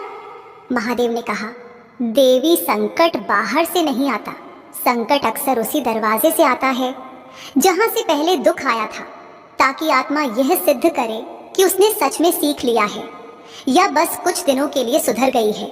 40 दिन के व्रत का 13वां दिन था। वल्लरी का बाजार फिर से पूरी तरह चलने लगा था। आग की घटना के बाद नगर ने एक नई शुरुआत की थी, और इसी शुरुआत में एक नया लोभ भी पैदा हो गया। कुछ व्यापारियों को लगा कि अब दान, पुनर्निर्माण और राजकोष के काम के बहाने धन के बड़े लेन देन होंगे, और जहां धन का बड़ा लेन देन हो वहां चोर की नजर भी बड़ी हो जाती है। उसी दिन मंदिर के पुनर्निर्माण के लिए जो दान पेटी रखी गई थी उसमें से स्वर्ण मुद्राएं गायब हो गई। यह बात फैलते देर नहीं लगी। नगर में फिर वही पुरानी हवा चल पड़ी, शक की हवा, अफवाह की हवा। और जो हवा एक बार घर जला चुकी हो वह फिर से धुआं लेकर आती है। कुछ लोग बोले कि इतना बड़ा काम बिना भीतर के आदमी के नहीं हो सकता। कुछ बोले कि जिस दिन सभा में उदयन ने इतने बड़े शब्द बोले थे उसी दिन से कुछ लोग उसकी छवि को तोड़ने के मौके ढूंढ रहे थे। और कुछ लोगों ने जानबूझकर एक नाम उछाल दिया, उदयन, क्योंकि मंदिर के हिसाब में उदयन भी सहयोग कर रहा था। उसके व्यापार का लेखा जोखा साफ था, पर भीड़ साफ नहीं होती। भीड़ को बस एक चेहरा चाहिए होता है जिस पर वह अपना संदेह टांग सके। उदयन जब शाम को घर लौटा तो उसके चेहरे पर वह पुरानी थकान नहीं थी। उसके चेहरे पर एक कड़ा सन्नाटा था। यामिनी ने नियम के अनुसार तुरंत पूछा कि आज मन भारी क्यों है। उदयन ने पहले तो बात टालनी चाहिए, पर फिर उसे मंदिर के पुजारी का नियम याद आया, बात दबानी नहीं है। उसने कहा कि मंदिर की दान पेटी से स्वर्ण मुद्राएं गायब हुई हैं और लोग मेरा नाम ले रहे हैं। यामिनी का मन एक पल के लिए कांपा। वह जानती थी कि समाज का एक आरोप भी पति के भीतर का डर जगा देता है। उसने तुरंत कहा कि तुमने कुछ नहीं किया, तो डर किस बात का? उदयन ने कहा कि डर चोरी का नहीं, डर उस आग का है जो लोगों की बातों से फिर जल सकती है। यामिनी ने कहा, तो हम उसी आग के सामने पानी बनेंगे। पर उदयन का मन भीतर ही भीतर उबल रहा था, क्योंकि उसे याद आ रहा था कि पिछली बार भी अफवाह ने ही उसके घर को तोड़ा था और अब वही अफवाह फिर लौट आई थी। फर्क बस इतना था कि अब उसका निशाना यामिनी नहीं, उदयन खुद था। महादेव ने पार्वती से कहा कि देवी, यही कर्म की चाल है। पहले पति ने पत्नी पर शक किया, अब समाज ने पति पर शक किया, ताकि पति समझ सके कि संदेह की पीड़ा कैसी होती है और यही पीड़ा उसे भीतर से शुद्ध करती है। अगले दिन नगर की पंचायत बैठी। महामंत्री भी आए, पुजारी भी, कुछ बड़े व्यापारी भी, और सेनापति मयंक को भी बुलाया गया, क्योंकि चोरी की जांच सुरक्षा का विषय थी। उदयन को भी बुलाया गया। वह सीधे मंदिर पहुंचा। यामिनी भी साथ थी, लेकिन वल्लरी की जीभें साथ चल रही थी। कुछ लोग कह रहे थे कि राजवंश की बहू साथ है इसलिए पति बच जाएगा। कुछ कह रहे थे कि देखो, अब पत्नी पति के लिए सिफारिश करेगी। और कुछ लोग फिर पुराने जहर को जगाने लगे कि सेनापति भी तो वही है। महादेव ने कहा, देवी, संकट एक नहीं था, संकट दो था। एक चोरी का आरोप, दूसरा पुराने संदेह का लौटना। अब देखना, व्रत का असली अर्थ यही निकलेगा। पंचायत में लिखित हिसाब देखा गया, दान की सूची देखी गई, पहरेदारों से पूछताछ हुई और धीरे धीरे संकेत एक ही दिशा में जा रहे थे। चोरी बाहर से नहीं, भीतर से हुई थी। मंदिर के पीछे की चाबी कुछ समय के लिए गायब रही थी और वह चाबी केवल दो लोगों के पास रहती थी, एक पुजारी के सहायक के पास, दूसरा सुरक्षा के प्रभारी के पास। और सुरक्षा का प्रभारी सेनापति मयंक के अधीन था। मयंक ने कड़ा आदेश दिया कि किसी निर्दोष पर शक न हो, पहले सबूत फिर निर्णय, पर भीड़ को आदेश नहीं रोक सकता। भीड़ ने फिर भी उदयन की तरफ आंखें तरेरी। उस समय यामिनी के भीतर क्रोध उठा। उसने चाहा कि वह सबको सुना दे कि झूठ बोलने वालों का अंत बुरा होता है, पर व्रत ने उसे रोका। व्रत ने कहा कि शब्द चोट नहीं बनने चाहिए। इसलिए यामिनी ने बस इतना कहा कि सत्य का साथ दीजिए और सत्य खुद बोलेगा। उदयन ने भी अपने भीतर की आग को संभाला, पर उसके भीतर एक और आग जल रही थी, डर की आग, कि कहीं इस जांच में मयंक की भूमिका ज्यादा न हो जाए, कहीं लोगों की जीभ फिर यामिनी का नाम न जोड़ दे। और यही डर उसके चेहरे पर हल्की कठोरता बनकर लौट आया। जांच आगे बढ़ी और अचानक एक नया मोड़ आया। पुजारी के सहायक के पास से वही चाबी मिली, लेकिन सहायक ने रोते हुए कहा कि उसने चोरी नहीं की, उसे किसी ने फंसाया है। पंचायत में हड़कंप मच गया। तभी एक व्यापारी ने चुपचाप यह बात उछाली कि सहायक तो उदयन के गोदाम में भी कभी कभी काम करता है। और बस फिर वही आग। लोगों ने जोड़ बनाना शुरू कर दिया। उदयन का मन भर आया। वह बोलना चाहता था, पर उसकी आवाज गले में अटक गई। यामिनी ने उसका हाथ दबाया, जैसे कह रही हो कि याद रखो, तुम अब पुराने उदयन नहीं, तुम वह उदयन हो जिसने मंदिर में हाथ थामा था। उसी समय मयंक आगे आया। उसने कहा कि यह जांच भावनाओं से नहीं होगी, और उसने अपना एक सख्त सिपाही दल भेजकर सहायक की गतिविधियों, उसके कर्ज और उसके संबंधों की पड़ताल शुरू कर दी। शाम तक खबर आई कि सहायक पर कुछ कर्ज था और उसने एक जुआरी से पैसे लिए थे। वही जुआरी नगर के उन व्यापारियों में से एक से जुड़ा था जो उदयन से जलते थे, और यहाँ से असली साजिश की गंध आने लगी। पर साजिश का पर्दाफाश होना भी धीमा होता है और बदनामी का धुआं बहुत तेज फैलता है। उसी रात उदयन घर लौटा तो उसके भीतर चोट थी। उसे लगा कि उसने जितनी ईमानदारी से जीवन जिया, उसे लोग उतनी ही आसानी से गंदा कर रहे हैं। यामिनी ने व्रत के अनुसार फिर पूछा कि आज मन में क्या चल रहा है। उदयन ने बहुत देर बाद कहा कि मैं टूट रहा हूँ, और जब मैं टूटता हूँ तो मेरे भीतर वही पुराना डर लौटता है, और उसी डर में मुझे हर व्यक्ति शत्रु लगता है। यामिनी ने धीरे से कहा कि डर लौटे तो उसे घर मत बनाने देना, उसे बस मेहमान बनाकर विदा कर देना। उदयन ने अनजाने में कहा कि और अगर वही मेहमान तुम्हारे आसपास घूमने लगे जैसे मयंक। यामिनी सन्न रह गई। उसे लगा कि पुरानी परछाई फिर लौट आई। उसके भीतर स्वाभिमान उछला, पर उसने खुद को रोका। उसने नियम याद किया कि कटुता नहीं, सत्य बोलना है। उसने कहा कि मयंक नगर का रक्षक है, आज वह तुम्हारे लिए भी न्याय की कोशिश कर रहा है। यदि तुम उसे देखकर डरते हो तो वह तुम्हारा डर है, मेरा चरित्र नहीं।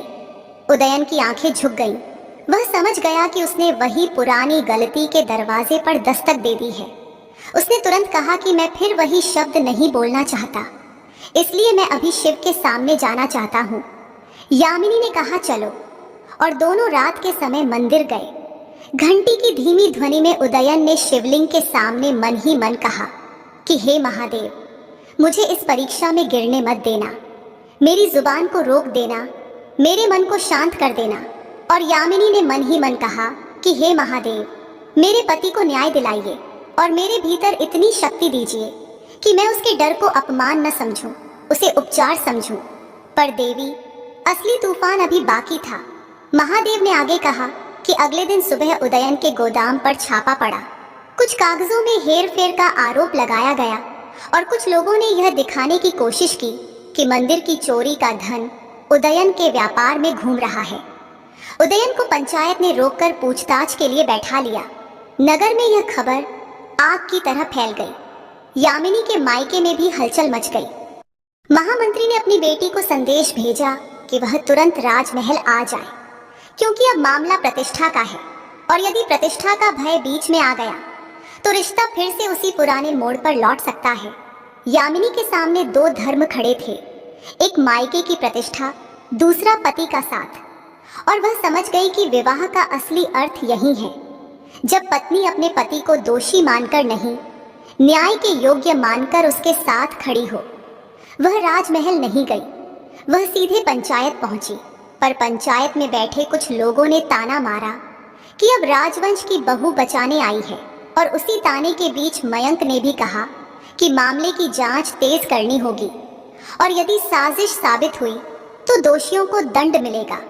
महादेव ने पार्वती से कहा कि देवी, यही वह घटना थी जिसने उनके 40 दिन के व्रत को जड़ तक हिला दिया, क्योंकि अब उदयन को अपने डर और अपनी इज्जत दोनों के बीच चुनना था, और यामिनी को अपने स्वाभिमान और अपने पति दोनों के बीच। अगले भाग में तुम सुनोगी कि जब महामंत्री ने यामिनी को कठोर शब्दों में घर लौटने को कहा, तब यामिनी ने क्या उत्तर दिया, और जब उदयन को लगा कि उसकी पत्नी को बचाने के लिए मयंक का सहारा लेना पड़ेगा, तब उसके भीतर कौन सा जन्म पुराना अहंकार जागा और कौन सा नया धर्म उसे रोक पाया। और तब तुम्हें यह भी समझ आएगा कि पति पत्नी का रिश्ता कितने जन्मों तक रहता है। वह उतने जन्मों तक रहता है जितनी बार समाज उन्हें अलग करने की कोशिश करता है, और वे हर बार एक दूसरे को चुनकर समाज के सामने अपने धर्म को चुन लेते हैं। कैलाश पर पार्वती का मन जैसे कांप उठा था। महादेव ने धीरे से कहा कि देवी, अब कथा उस मोड़ पर आ गई है जहां दाम्पत्य का सत्य सबसे कठोर रूप में सामने आता है। क्योंकि रिश्ते की सबसे बड़ी परीक्षा तब नहीं होती जब घर में झगड़ा हो। परीक्षा तब होती है जब पूरा समाज, पूरा परिवार और प्रतिष्ठा का पूरा पहाड़ बीच में आकर कह दे कि अब अलग हो जाओ, अब अपना अपना देखो। और ऐसे समय में जो साथ चुन ले वही संबंध जन्मों के बंधन को राहत में बदल देता है। जैसे ही उदयन के गोदाम पर छापे की बात फैली, महामंत्री ने राजमहल से दूत भेज दिया। दूत ने यामिनी को कड़े शब्दों में कहा कि राजमहल चलिए, पिता का आदेश है। यह बात सुनते ही यामिनी के भीतर पुराना संस्कार जागा। पिता की आज्ञा, कुल की मर्यादा, राजवंश का अनुशासन, पर उसी के साथ उसका विवाह भी जागा। वह 7 फेरे भी जागे जिनमें उसने अग्नि को साक्षी मानकर कहा था कि मैं इस पुरुष के साथ धर्म निभाऊंगी। और धर्म केवल सुख में नहीं, संकट में भी निभाया जाता है। दूत के सामने यामिनी ने शांत स्वर में कहा कि मैं अभी पंचायत में हूं और मेरा पति निर्दोष है। जब तक सत्य सामने नहीं आता मैं कहीं नहीं जाऊंगी। दूत ने चौंक कर कहा कि रानी माँ भी चिंतित है, नगर में बातें फैल रही हैं, आप यहाँ रुकेंगी तो प्रतिष्ठा पर आंच आएगी। यामिनी ने उसी क्षण एक वाक्य कहा जो उसके जीवन का सबसे बड़ा मोड़ बन गया। उसने कहा, प्रतिष्ठा उस घर की होती है जहाँ सत्य रहता है, और यदि मैं सत्य छोड़कर महल चली गई तो मेरी प्रतिष्ठा बच सकती है, पर मेरा धर्म मर जाएगा। दूत चुप हो गया। वह वापस लौटा और राजमहल के गलियारों में पहली बार यह बात गूंजी कि महामंत्री की बेटी अब केवल बेटी नहीं रही, वह पत्नी बन चुकी है। महामंत्री को यह सुनकर क्रोध आया। उन्होंने तुरंत संदेश भेजा कि यामिनी, यह आदेश है, अभी लौट आओ। तुम्हारे पति पर चोरी का आरोप है, तुम अपने कुल का नाम मिट्टी में मत मिलाओ। यामिनी ने संदेश पढ़ा, उसके हाथ कांपे, पर उसने मन में शिव का नाम लिया और वही व्रत याद किया जो उसने मंदिर में लिया था। व्यवहार का व्रत, सत्य का व्रत। उसने वही कागज मोड़ा और उसी पंचायत में उपस्थित सब लोगों के सामने कहा कि मेरे पिता मेरे लिए सम्मान है, पर मेरे पति मेरे लिए धर्म है, और जहाँ धर्म की अग्नि जल रही हो वहाँ बेटी की आज्ञा भी पति के साथ खड़ी हो जाती है। यह सुनकर कुछ लोग स्तब्ध रह गए। कुछ ने भीतर भीतर उसकी प्रशंसा की और कुछ ने उसे जिद्दी कहा, मगर यामिनी की आंखों में जिद नहीं थी, उसकी आंखों में केवल एक ठहराव था। उधर उदयन को पंचायत में रोककर बैठा दिया गया।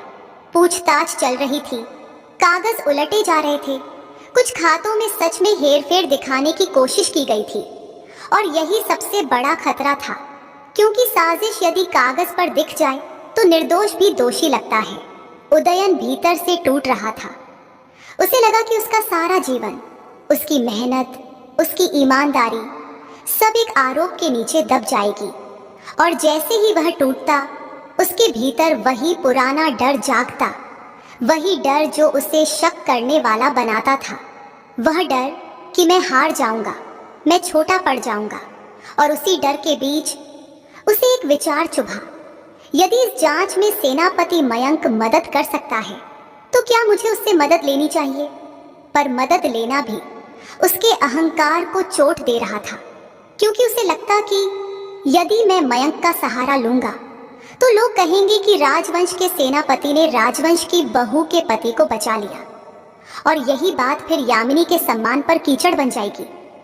महादेव ने पार्वती से कहा कि देवी, यही वह क्षण है जब पुरुष के भीतर 2 प्रवृत्तियां लड़ती हैं। एक प्रवृत्ति कहती है कि अपनी पत्नी को बचाने के लिए कुछ भी कर लो।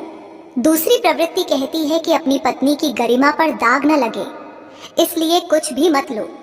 और इन दोनों के बीच जो तीसरी प्रवृत्ति होती है वही धर्म है, जो कहती है कि सत्य के लिए खड़े रहो और सहायता भी तभी लो जब वह मर्यादा के भीतर हो। मयंक पंचायत में आया। उसने सभी कागजों का निरीक्षण किया। उसने कहा कि यह हेर फेर किसी अनुभवी हाथ ने की है, और वह हाथ उदयन का नहीं लगता, क्योंकि उदयन के व्यापार की शैली अलग है। लेकिन यह सिर्फ अनुमान नहीं, प्रमाण चाहिए। उसने अपने सुरक्षा दल को आदेश दिया कि उन व्यापारियों की जांच करो जो उदयन से ईर्ष्या रखते थे। उसी समय एक गोपनीय सूचना आई कि नगर के बाहर एक गोदाम में कुछ स्वर्ण मुद्राएं छुपाई गई हैं। मयंक ने तुरंत छापा मारने का आदेश दिया, पर पंचायत के कुछ लोग बोले कि यह सब दिखावा है, असली चोर तो सामने बैठा है।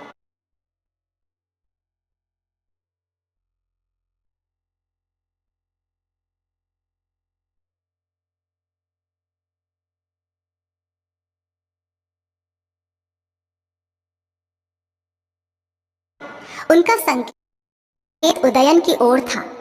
उदयन का चेहरा तप गया। उसने चाहा कि वह उछलकर बोले कि मैं निर्दोष हूं, पर व्रत ने उसे रोका। व्रत ने कहा कि कटुता नहीं, सत्य। उसने बस इतना कहा कि यदि मैं दोषी हूं तो शिव मुझे दंड देंगे, यदि मैं निर्दोष हूं तो शिव मुझे बचाएंगे, और यदि कोई मुझे फंसा रहा है तो शिव उसके कर्म का हिसाब भी लिखेंगे। यह सुनकर पुजारी ने भी सिर हिलाया, क्योंकि सत्य जब ईश्वर के नाम पर बोला जाए तो उसकी ताकत अलग होती है।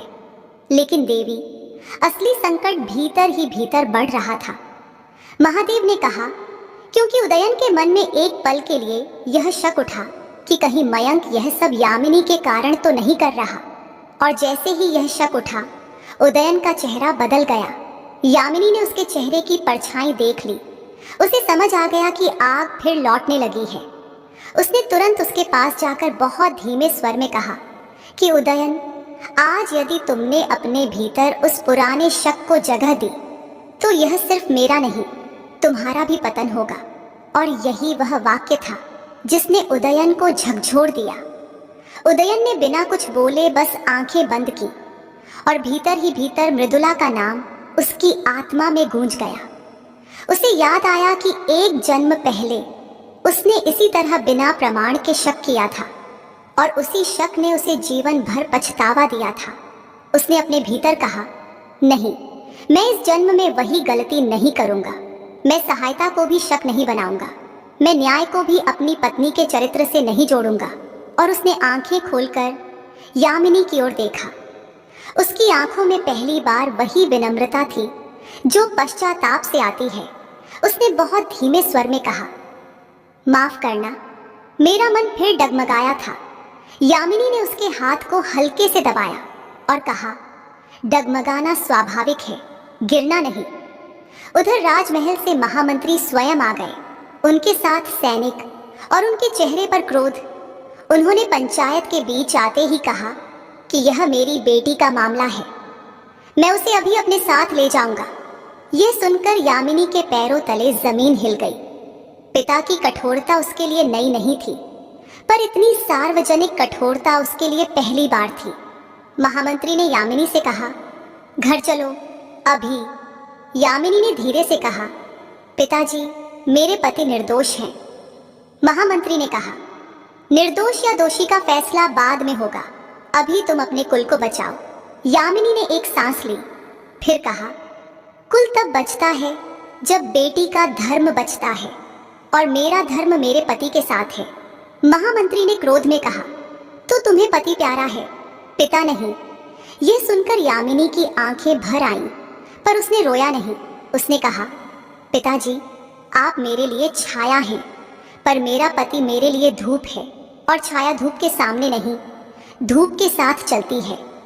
अगर आप सच में मेरे पिता हैं तो मेरे धर्म को समझिए, मेरी कमजोरी मत बनिए। सभा में सन्नाटा छा गया। महामंत्री की आंखें लाल थीं, पर कहीं भीतर गर्व भी था, क्योंकि उन्हें पहली बार दिखा कि उनकी बेटी डरती जरूर है पर टूटती नहीं। महादेव ने पार्वती से कहा कि देवी, यही वह क्षण था जिसने उदयन के मन पर भी प्रभाव डाला, क्योंकि उसने देखा कि यामिनी अपने पिता के सामने भी उसके लिए खड़ी है, और उसे समझ आया कि स्त्री यदि पति के लिए खड़ी हो तो पति का धर्म है कि वह स्त्री को अपनी शंकाओं से चोट न दे। उसी समय मयंक का संदेश आया। नगर के बाहर जिस गोदाम में छापा पड़ा था, वहां सच में स्वर्ण मुद्राएं मिली, और साथ में कुछ दस्तावेज भी मिले जिन पर एक व्यापारी का हस्ताक्षर था। वही व्यापारी जो उदयन से वर्षों से जलता था और जिसने पंचायत में सबसे ज्यादा आग भड़काई थी। अब कहानी साफ होने लगी, पर अभी भी अंतिम प्रमाण बाकी था, क्योंकि व्यापारी सीधे स्वीकार नहीं करेगा, वह कोई और रास्ता निकालेगा। और यही वह जगह है जहां अगले भाग का सबसे बड़ा मोड़ आएगा, क्योंकि व्यापारी के पास एक आखिरी हथियार था। वह यामिनी के चरित्र पर सीधा वार करेगा, ताकि जांच की दिशा बदल जाए और उदयन फिर उसी पुराने बिंदु पर लौट आए। महादेव ने कहा, देवी, अगले भाग में तुम सुनोगी कि वह व्यापारी कौन सा झूठ फैलाता है, कैसे पूरा नगर फिर दो हिस्सों में बंट जाता है, और कैसे उदयन पहली बार अपने गुस्से को धर्म में बदलकर एक ऐसा निर्णय लेता है जो उनके रिश्ते को जन्मों के ऋण से निकालकर राहत की दिशा में मोड़ देता है। वल्लरी में जैसे ही यह खबर फैली कि नगर के बाहर वाले गोदाम से स्वर्ण मुद्राएं मिली हैं और कुछ दस्तावेज भी हाथ लगे हैं, भीड़ का शोर थोड़ा धीमा पड़ा। पर साजिश करने वाले जानते थे कि सच के आने से पहले अगर चरित्र पर धुआं छोड़ दिया जाए तो सच भी संदिग्ध दिखने लगता है। वही व्यापारी जिसने पंचायत में सबसे ज्यादा आग भड़काई थी, अब अपने बचाव में नहीं, अपने हमले में उतरा। उसने अचानक ऊंची आवाज में कहा कि मुद्राएं तो कहीं भी रखी जा सकती हैं, असली बात तो ये है कि उदयन को बचाने के लिए राजवंश के लोग सक्रिय हैं। और राजवंश के लोग क्यों सक्रिय हैं? क्योंकि बहू यामिनी के संबंधों का लाभ उठाया जा रहा है। उसने इशारा करके मयंक का नाम नहीं लिया, पर भीड़ समझ गई कि तीर किस तरफ है, और यही तीर उदयन के भीतर उतरने लगा। एक पल के लिए उसका चेहरा फिर सख्त हुआ, आंखों में वही पुराना भय जागा, वही पुराना विष कि कहीं लोग यामिनी और मयंक को जोड़कर उसका घर फिर जलाने न लगे। लेकिन उसी क्षण यामिनी ने उदयन का हाथ हल्के से दबाया, जैसे मंदिर की सीढ़ियों पर दबाया था, और उदयन ने अपने भीतर शिव का नाम लिया। उसे याद आया कि पिछली बार उसने बिना प्रमाण शक किया था और एक स्त्री को खो दिया था। इस बार वह अपना घर नहीं खोएगा, वह अपने मन की कमजोरी नहीं खोलेगा, वह सीधा खड़ा होगा। उदयन अचानक भीड़ के बीच आगे आया। उसने व्यापारी की आंखों में आंखें डालकर कहा कि अगर तुम्हारे पास मेरे खिलाफ प्रमाण है तो दिखाओ, और अगर तुम्हारे पास मेरी पत्नी के खिलाफ भी कुछ है तो दिखाओ। पर याद रखो, शिव के मंदिर में झूठ बोलने वाला अपने ही कर्मों से पकड़ा जाता है। व्यापारी ने हंसकर कहा कि प्रमाण तो तुम्हारी पत्नी की सभाओं में मौजूदगी है, तुम्हारी पत्नी की मुस्कान है, तुम्हारी पत्नी का सेनापति से संवाद है, यही पर्याप्त है। ये सुनकर भीड़ में कुछ लोग फिर फुसफुसाए, पर उदयन इस बार चुप नहीं हुआ। उसने ऊंची आवाज में कहा कि मुस्कान चरित्र नहीं होती, मुस्कान मन की सभ्यता होती है, और किसी रक्षक का किसी नागरिक से संवाद पाप नहीं, व्यवस्था है। पाप तो ये है कि तुम लोग स्त्री की मर्यादा को अपनी गंदी सोच से नापते हो, और सबसे बड़ा पाप यह है कि तुम मंदिर के धन की चोरी करके भी अपनी जुबान से दूसरों के घर जलाना चाहते हो। पंचायत में सन्नाटा फैल गया। महामंत्री ने भी पहली बार उदयन को बिना साधारण समझे देखा, जैसे उसे उसमें एक अलग मजबूती दिखी। मयंक ने उसी वक्त सिपाही को संकेत किया। सिपाही ने दस्तावेज सामने रखे, जिनमें वही व्यापारी मंदिर के दान धन से जुड़े एक ठेके में हेरफेर कर रहा था, और उसी के आदमी ने पुजारी के सहायक को कर्ज के नाम पर फंसाया था। व्यापारी के चेहरे का रंग उड़ गया, पर वह फिर भी बचने के लिए चीखा कि यह सब झूठ है, यह सब राजमहल की चाल है। अब यामिनी आगे आई। उसने बहुत शांत स्वर में कहा कि झूठ जब बहुत ऊंची आवाज में बोला जाए तब भी झूठ ही रहता है, और सच जब बहुत धीमे बोला जाए तब भी सच ही रहता है। मैंने अपने पति का साथ इसलिए नहीं दिया कि मैं राजवंश की बहू हूँ, मैंने साथ इसलिए दिया क्योंकि मैं पत्नी हूँ, और पत्नी का धर्म है कि वह बिना सबूत अपने पति को दोषी न माने, जैसे पति का धर्म है कि वह बिना सबूत अपनी पत्नी को दोषी न माने। यह कहते हुए यामिनी ने पहली बार भीड़ के सामने अपने झुलसे हाथ की पट्टी खोली और कहा कि यह हाथ मेरी बहादुरी का नहीं, मेरी परीक्षा का प्रमाण है। आग में जलना आसान था, पर रोज रोज शब्दों की आग में जलना कठिन था, और मैं वह कठिनाई नहीं चाहती, इसलिए मैं सत्य चाहती हूँ। महामंत्री ने कठोर स्वर में पंचायत से कहा कि अब पर्याप्त है, जो प्रमाण आए हैं उसके अनुसार व्यापारी को हिरासत में लिया जाए और उसके घर व गोदाम की जांच हो, व्यापारी को पकड़ लिया गया और भीड़ की फुसफुसाहट इस बार शर्म में बदल गई। पर जाते जाते व्यापारी ने आखिरी जहर फेंका। उसने चिल्लाकर कहा कि उदयन, आज तुम जीत गए, पर याद रखना, तुम्हारी पत्नी के स्वाभिमान के पीछे एक दिन तुम्हारा घर टूटेगा। यह सुनकर उदयन का मन फिर कांपा, पर इस बार उसने कांपने को कमजोरी नहीं बनने दिया। वह बस शिवलिंग की ओर मुड़ा और मन में बोला कि हे महादेव, इस जन्म में मेरा घर किसी की जुबान नहीं तोड़ेगी, मेरा घर मेरे कर्म जोड़ेंगे।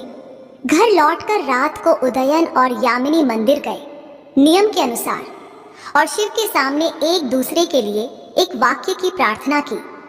उदयन ने कहा कि महादेव, मेरी पत्नी को सदैव सम्मान देना। यामिनी ने कहा कि महादेव, मेरे पति को निर्भय रखना। और उसी निर्भयता में पहली बार उनके बीच एक राहत की हवा चली। पर महादेव ने पार्वती से कहा कि देवी, साजिश का यह अध्याय खत्म हुआ, पर कर्म का अध्याय अभी बाकी है, क्योंकि जब बाहर का शत्रु हारता है तब अंदर का अहंकार आखिरी बार वार करता है। अगले भाग में तुम सुनोगी कि महामंत्री अपने दामाद उदयन को राजमहल बुलाकर एक प्रस्ताव रखेंगे। ऐसा प्रस्ताव जो उदयन के आत्मसम्मान और यामिनी के विवाह धर्म दोनों को परीक्षा में डाल देगा, और वहीं से यह तय होगा कि यह रिश्ता जन्मों का ऋण बनकर आगे बढ़ेगा या इस जन्म में ही शांति बनकर मुक्त हो जाएगा। अगली सुबह वल्लरी का वातावरण बदला हुआ था। कल तक जो लोग उदयन के नाम पर उंगली उठाते थे, आज वही लोग उसकी पीठ थपथपा रहे थे। पर प्रशंसा भी कई बार नई परीक्षा बन जाती है, क्योंकि जहां भीड़ कल पत्थर थी, आज फूल बन गई थी, और फूल भी कभी कभी अहंकार की सुगंध छोड़ देते हैं। महामंत्री ने सत्य सामने आने के बाद भीड़ को शांत तो कर दिया था, पर उनके भीतर एक और चिंता जाग चुकी थी। वह चिंता राजवंश की थी, प्रतिष्ठा की थी और बेटी की सुरक्षा की थी। उन्होंने अपने महल से दूत भेजकर उदयन और यामिनी दोनों को उसी दिन राजमहल बुलाया। उदयन और यामिनी महल पहुंचे। विशाल द्वार, ऊंचे खंभे, शाही गलियारे और भीतर के नियम। यामिनी के लिए यह सब परिचित था, पर उदयन के लिए यह सब एक अलग संसार था। हालांकि अब वह डर के कारण नहीं, मर्यादा के कारण शांत था। महामंत्री ने दोनों को सामने बैठाया। कुछ देर चुप रहे, फिर बोले, कल तुमने अच्छा साहस दिखाया उदयन, और यामिनी, तुमने अच्छा धर्म निभाया, पर अब आगे देखना होगा कि यह नगर और यह राजनीति फिर तुम्हें निशाना बनाएगी। इसलिए मैं चाहता हूं कि उदयन अपना व्यापार राजकोष के साथ जोड़ दे, राजमहल की छत्र छाया में, ताकि कल कोई तुम्हें यूं फंसा न सके। और इसके साथ मैं चाहता हूं कि तुम दोनों महल में ही रहने लगो। महल में रहोगे तो सुरक्षा रहेगी, मर्यादा रहेगी और अफवाहों की आग दूर रहेगी। यह प्रस्ताव सुनते ही यामिनी का मन एक पल के लिए सहज हुआ, क्योंकि पिता की चिंता में स्नेह था, पर उदयन का भीतर कस गया। उसे लगा कि यह प्रस्ताव सुरक्षा का कम, नियंत्रण का ज्यादा है। महल में रहने का अर्थ था कि वह अपनी जड़ों से कट जाएगा, अपने पुराने घर से, अपने लोगों से, अपनी मेहनत के रास्ते से, और राजमहल की छत्र छाया में आकर शायद वह फिर वही छोटा महसूस करने लगे जो पहले उसके डर का कारण था। उसने बहुत सम्मान से कहा, पिताजी, आपकी चिंता मैं समझता हूँ, पर मेरा व्यापार मेरा स्वाभिमान है और मेरा घर मेरा धर्म स्थल। मैं महल की सुरक्षा के लिए अपने घर की आत्मा नहीं छोड़ सकता। महामंत्री का चेहरा कठोर हो गया। उन्होंने कहा, स्वाभिमान या जिद? कल तक तुम पर चोरी का आरोप था, आज तुम इनकार कर रहे हो। तुम समझते नहीं, यह नगर किसी दिन फिर तुम पर वार करेगा और तब यामिनी को भी झेलना पड़ेगा। यामिनी ने धीरे से उदयन की ओर देखा। वह समझ गई कि यह वही जगह है जहां अगर गलत शब्द निकला तो रिश्ते में फिर वही पुरानी दरार लौट आएगी। उसने पिता से कहा, पिताजी, सुरक्षा का धन्यवाद, पर मेरे पति का सम्मान भी मेरी ही सुरक्षा है। अगर मैं अपने पति को महल के भीतर छोटा बनाकर सुरक्षित करूंगी तो वह सुरक्षा नहीं होगी, वह धीमा अपमान होगा। और मैंने एक जन्म पहले अपमान से क्या होता है ये आत्मा में झेला है। मैं इस जन्म में नहीं चाहती। महामंत्री चौंक गए। उन्होंने कहा, ये कैसी भाषा है? यामिनी ने शांत स्वर में कहा, ये भाषा नहीं, अनुभव है, और अनुभव कभी कभी आत्मा से आता है।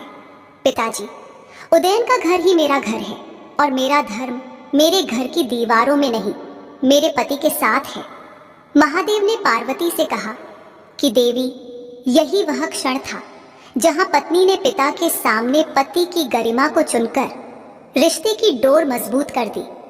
पर अब परीक्षा उदयन की भी थी, क्योंकि अगर वह केवल इनकार करता तो यह अहंकार होता, और अगर वह केवल मान जाता तो यह डर होता। उसे तीसरा मार्ग चुनना था, धर्म का मार्ग। उदयन ने हाथ जोड़कर कहा, पिताजी, मुझे आपकी सहायता नहीं, आपका आशीर्वाद चाहिए। यदि आप सच में मेरे परिवार बनना चाहते हैं तो मेरे घर को छोटा मत समझिए, मेरे घर को अपना समझिए।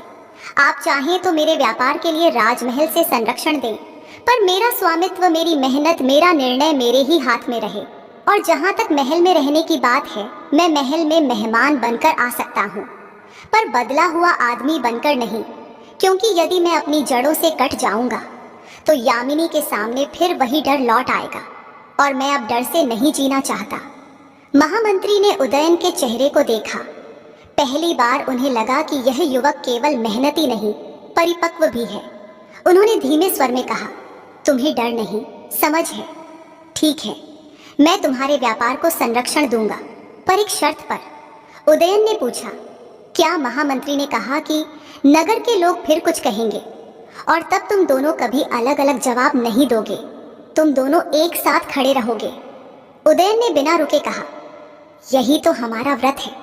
महामंत्री की आंखों में हल्की नरमी आई। उन्होंने यामिनी की तरफ देखा और पहली बार पिता की तरह कहा, बेटी, अपने घर को धर्म बनाना, राजमहल को नहीं। यामिनी की आंखें भर आईं। उसने सिर झुका लिया। महल से बाहर निकलते समय उदयन ने यामिनी से कहा, आज मैं समझ गया कि रिश्ते की राहत सिर्फ पत्नी के त्याग में नहीं, पति के आत्मसम्मान में भी होती है। और आत्मसम्मान तब तक पवित्र है जब तक वह अहंकार नहीं बने। यामिनी ने कहा, और मैं समझ गई कि पिता का सम्मान भी तब तक ही सुंदर है जब तक वह पति पत्नी के बीच दीवार न बने। दोनों ने उसी शाम शिवलिंग पर जल चढ़ाया और एक दूसरे के लिए प्रार्थना की। उदयन ने कहा, महादेव, मुझे सत्य पर अडिग रखो। यामिनी ने कहा, महादेव, मुझे प्रेम में विनम्र रखो। महादेव ने पार्वती से कहा कि देवी, अब बाहर की साजिश खत्म हो गई, अंदर का संतुलन बन गया, पर जन्मों का उत्तर अभी पूरा नहीं, क्योंकि अब कहानी तीसरे मोड़ पर जाएगी, जहां उदयन और यामिनी को एक ऐसा संकेत मिलेगा जो बताएगा कि उनके संबंध की डोर केवल कर्म ऋण नहीं, आत्मिक संस्कार भी है। अगले भाग में तुम सुनोगी कि एक तीर्थ यात्रा का प्रस्ताव कैसे उनके जीवन में आता है, और कैसे उस यात्रा में उन्हें एक वृद्ध स्त्री मिलती है जिसके एक वाक्य से पूरा रहस्य जैसे खुलने लगता है, और वहीं से पति पत्नी के रिश्ते के कितने जन्म का उत्तर भी और स्पष्ट हो जाएगा। राजमहल वाले दिन के बाद उदयन और यामिनी के बीच एक नई शांति बनी, जैसे लंबे समय बाद घर में हवा साफ हुई हो। पर शांति का अर्थ यह नहीं कि परीक्षा खत्म हो गई। शांति अक्सर अगले सत्य की भूमिका होती है। उसी सप्ताह मंदिर के पुजारी ने घोषणा की कि पुनर्निर्माण का पहला चरण पूरा होने पर नगर से एक छोटा तीर्थ यात्रा दल निकलेगा, शिव के एक प्राचीन ज्योति स्थल तक, ताकि नगर का कल्याण हो और चोरी, अग्नि, अफवाह जैसी घटनाओं का दाह शांत हो। महामंत्री ने भी कहा कि तुम दोनों चलो, लोग तुम्हें साथ देखेंगे तो शहर का विश्वास मजबूत होगा। उदयन ने मन में सोचा कि लोगों के लिए जाना और शिव के लिए जाना अलग बात है, पर फिर उसने वही व्रत याद किया, सत्य और मर्यादा। उसने कहा, हम चलेंगे, क्योंकि कभी कभी रिश्ते की गांठ घर में नहीं खुलती, तीर्थ की हवा में खुलती है। यात्रा का दिन आया। भोर की ठंड, नगर की गलियां और कंधों पर छोटे छोटे थैले। काफिला धीरे धीरे निकला। आगे पुजारी, पीछे भक्त, बीच में उदयन और यामिनी, साथ में कुछ व्यापारी भी, कुछ परिवार भी, और सुरक्षा के लिए मयंक के सिपाही भी। मयंक स्वयं नहीं आया, पर उसकी उपस्थिति का नाम ही कुछ लोगों की जीभ को फिर से चुभाने लगा। यामिनी ने उदयन के चेहरे पर हल्की परछाई देखी। उसने कुछ नहीं कहा, क्योंकि अब वह जान गई थी कि परछाई देखकर घबराना नहीं, दीप जलाना है। उसने बस उदयन के हाथ में जल की छोटी लोटा थमा दी और कहा, चलो आज हम बातें नहीं, मंत्र लेकर चलेंगे। तीर्थ का रास्ता जंगल से होकर था। बीच बीच में छोटे गांव, मिट्टी के घर, पीपल के पेड़ और रास्ते किनारे जलते धूप के टुकड़े। दोपहर होते होते थकान बढ़ी। दल एक पुराने कुएं के पास रुका। वहां एक वृद्धा बैठी थी, सफेद साड़ी, माथे पर राख की रेखा, आंखें बहुत गहरी, जैसे किसी ने उम्र नहीं अनुभव पी रखा हो। वह सबको देखकर मुस्कुराई और सीधे यामिनी की ओर देखते हुए बोली, बेटी, हाथ का घाव तो भर जाएगा, पर मन का घाव भर गया क्या? यामिनी चौंकी। उसने पूछा, माँ, आप मुझे जानती हैं? वृद्धा ने कहा, देह को कौन जानता है, मैं तो संस्कार पहचानती हूँ। वही संस्कार जो एक जन्म पहले इस सीढ़ी पर बैठकर रोया था। यामिनी के शरीर में झुरझुरी दौड़ गई। उदयन भी सिहर गया। उसने पूछा, माँ, आप क्या कह रही हैं? वृद्धा ने पानी का घूंट लिया और बहुत धीमे बोली, तुम्हारा रिश्ता ऋण भी है और वरदान भी, पर यह ऋण कब तक चलेगा, यही तुम पूछते फिरते हो, है ना? उदयन और यामिनी एक दूसरे को देखने लगे, जैसे किसी ने उनके भीतर छुपा सवाल बाहर रख दिया हो। वृद्धा ने आगे कहा, पति पत्नी का रिश्ता कितने जन्मों का होता है, यह गिनती से नहीं पता चलता। यही कितनी बार तुम एक दूसरे को चुनते हो, इससे पता चलता है। हर जन्म में परीक्षा बदलती है। कभी पति को अपना शक हराना होता है, कभी पत्नी को अपना घाव, कभी पति को समाज के सामने पत्नी का हाथ थामना होता है, कभी पत्नी को पिता के सामने पति का साथ देना होता है। और जब दोनों यह सीख लेते हैं, तब जन्मों का हिसाब बंद हो जाता है। फिर रिश्ता अगले जन्म में बंधन नहीं बनता, सुगंध बन जाता है। वह खिंचाव बनकर आता है, पर पीड़ा बनकर नहीं। यामिनी की आंखें भर आईं। उसने पूछा, माँ, क्या इसका अर्थ यह है कि अगर हम इस जन्म में सही हो जाएं, तो अगला जन्म राहत होगा? वृद्धा ने कहा, यदि सही हो गए तो अगला जन्म भी जरूरी नहीं कि पति पत्नी का ही हो, पर एक दूसरे के लिए शुभ होगा, क्योंकि आत्माएं तब एक दूसरे के मार्ग की रक्षा करती हैं। कभी पिता बनकर, कभी माँ बनकर, कभी गुरु बनकर, कभी मित्र बनकर और कभी बस दुआ बनकर। यही असली राहत है। रिश्ता रूप बदलकर भी सहारा बन जाता है। उदयन ने कांपते स्वर में पूछा, माँ, पर लोग 7 जन्म कहते हैं। वृद्धा ने मुस्कुराकर कहा, लोग संख्या समझते हैं, शिव सिद्धांत समझते हैं। शिव कहते हैं, जब तक अहंकार है तब तक जन्मों की डोर है। जब अहंकार पिघल गया तब डोर नहीं रहती, सिर्फ प्रकाश रहता है, और प्रकाश को गिनती नहीं चाहिए। तभी काफिले के कुछ लोग पानी भरने लगे। वृद्धा उठी। उसने यामिनी के माथे पर हल्का सा हाथ रखा और कहा, बेटी, पति को बदलने की कोशिश मत करना, बस अपनी करुणा से उसे सुरक्षित कर देना।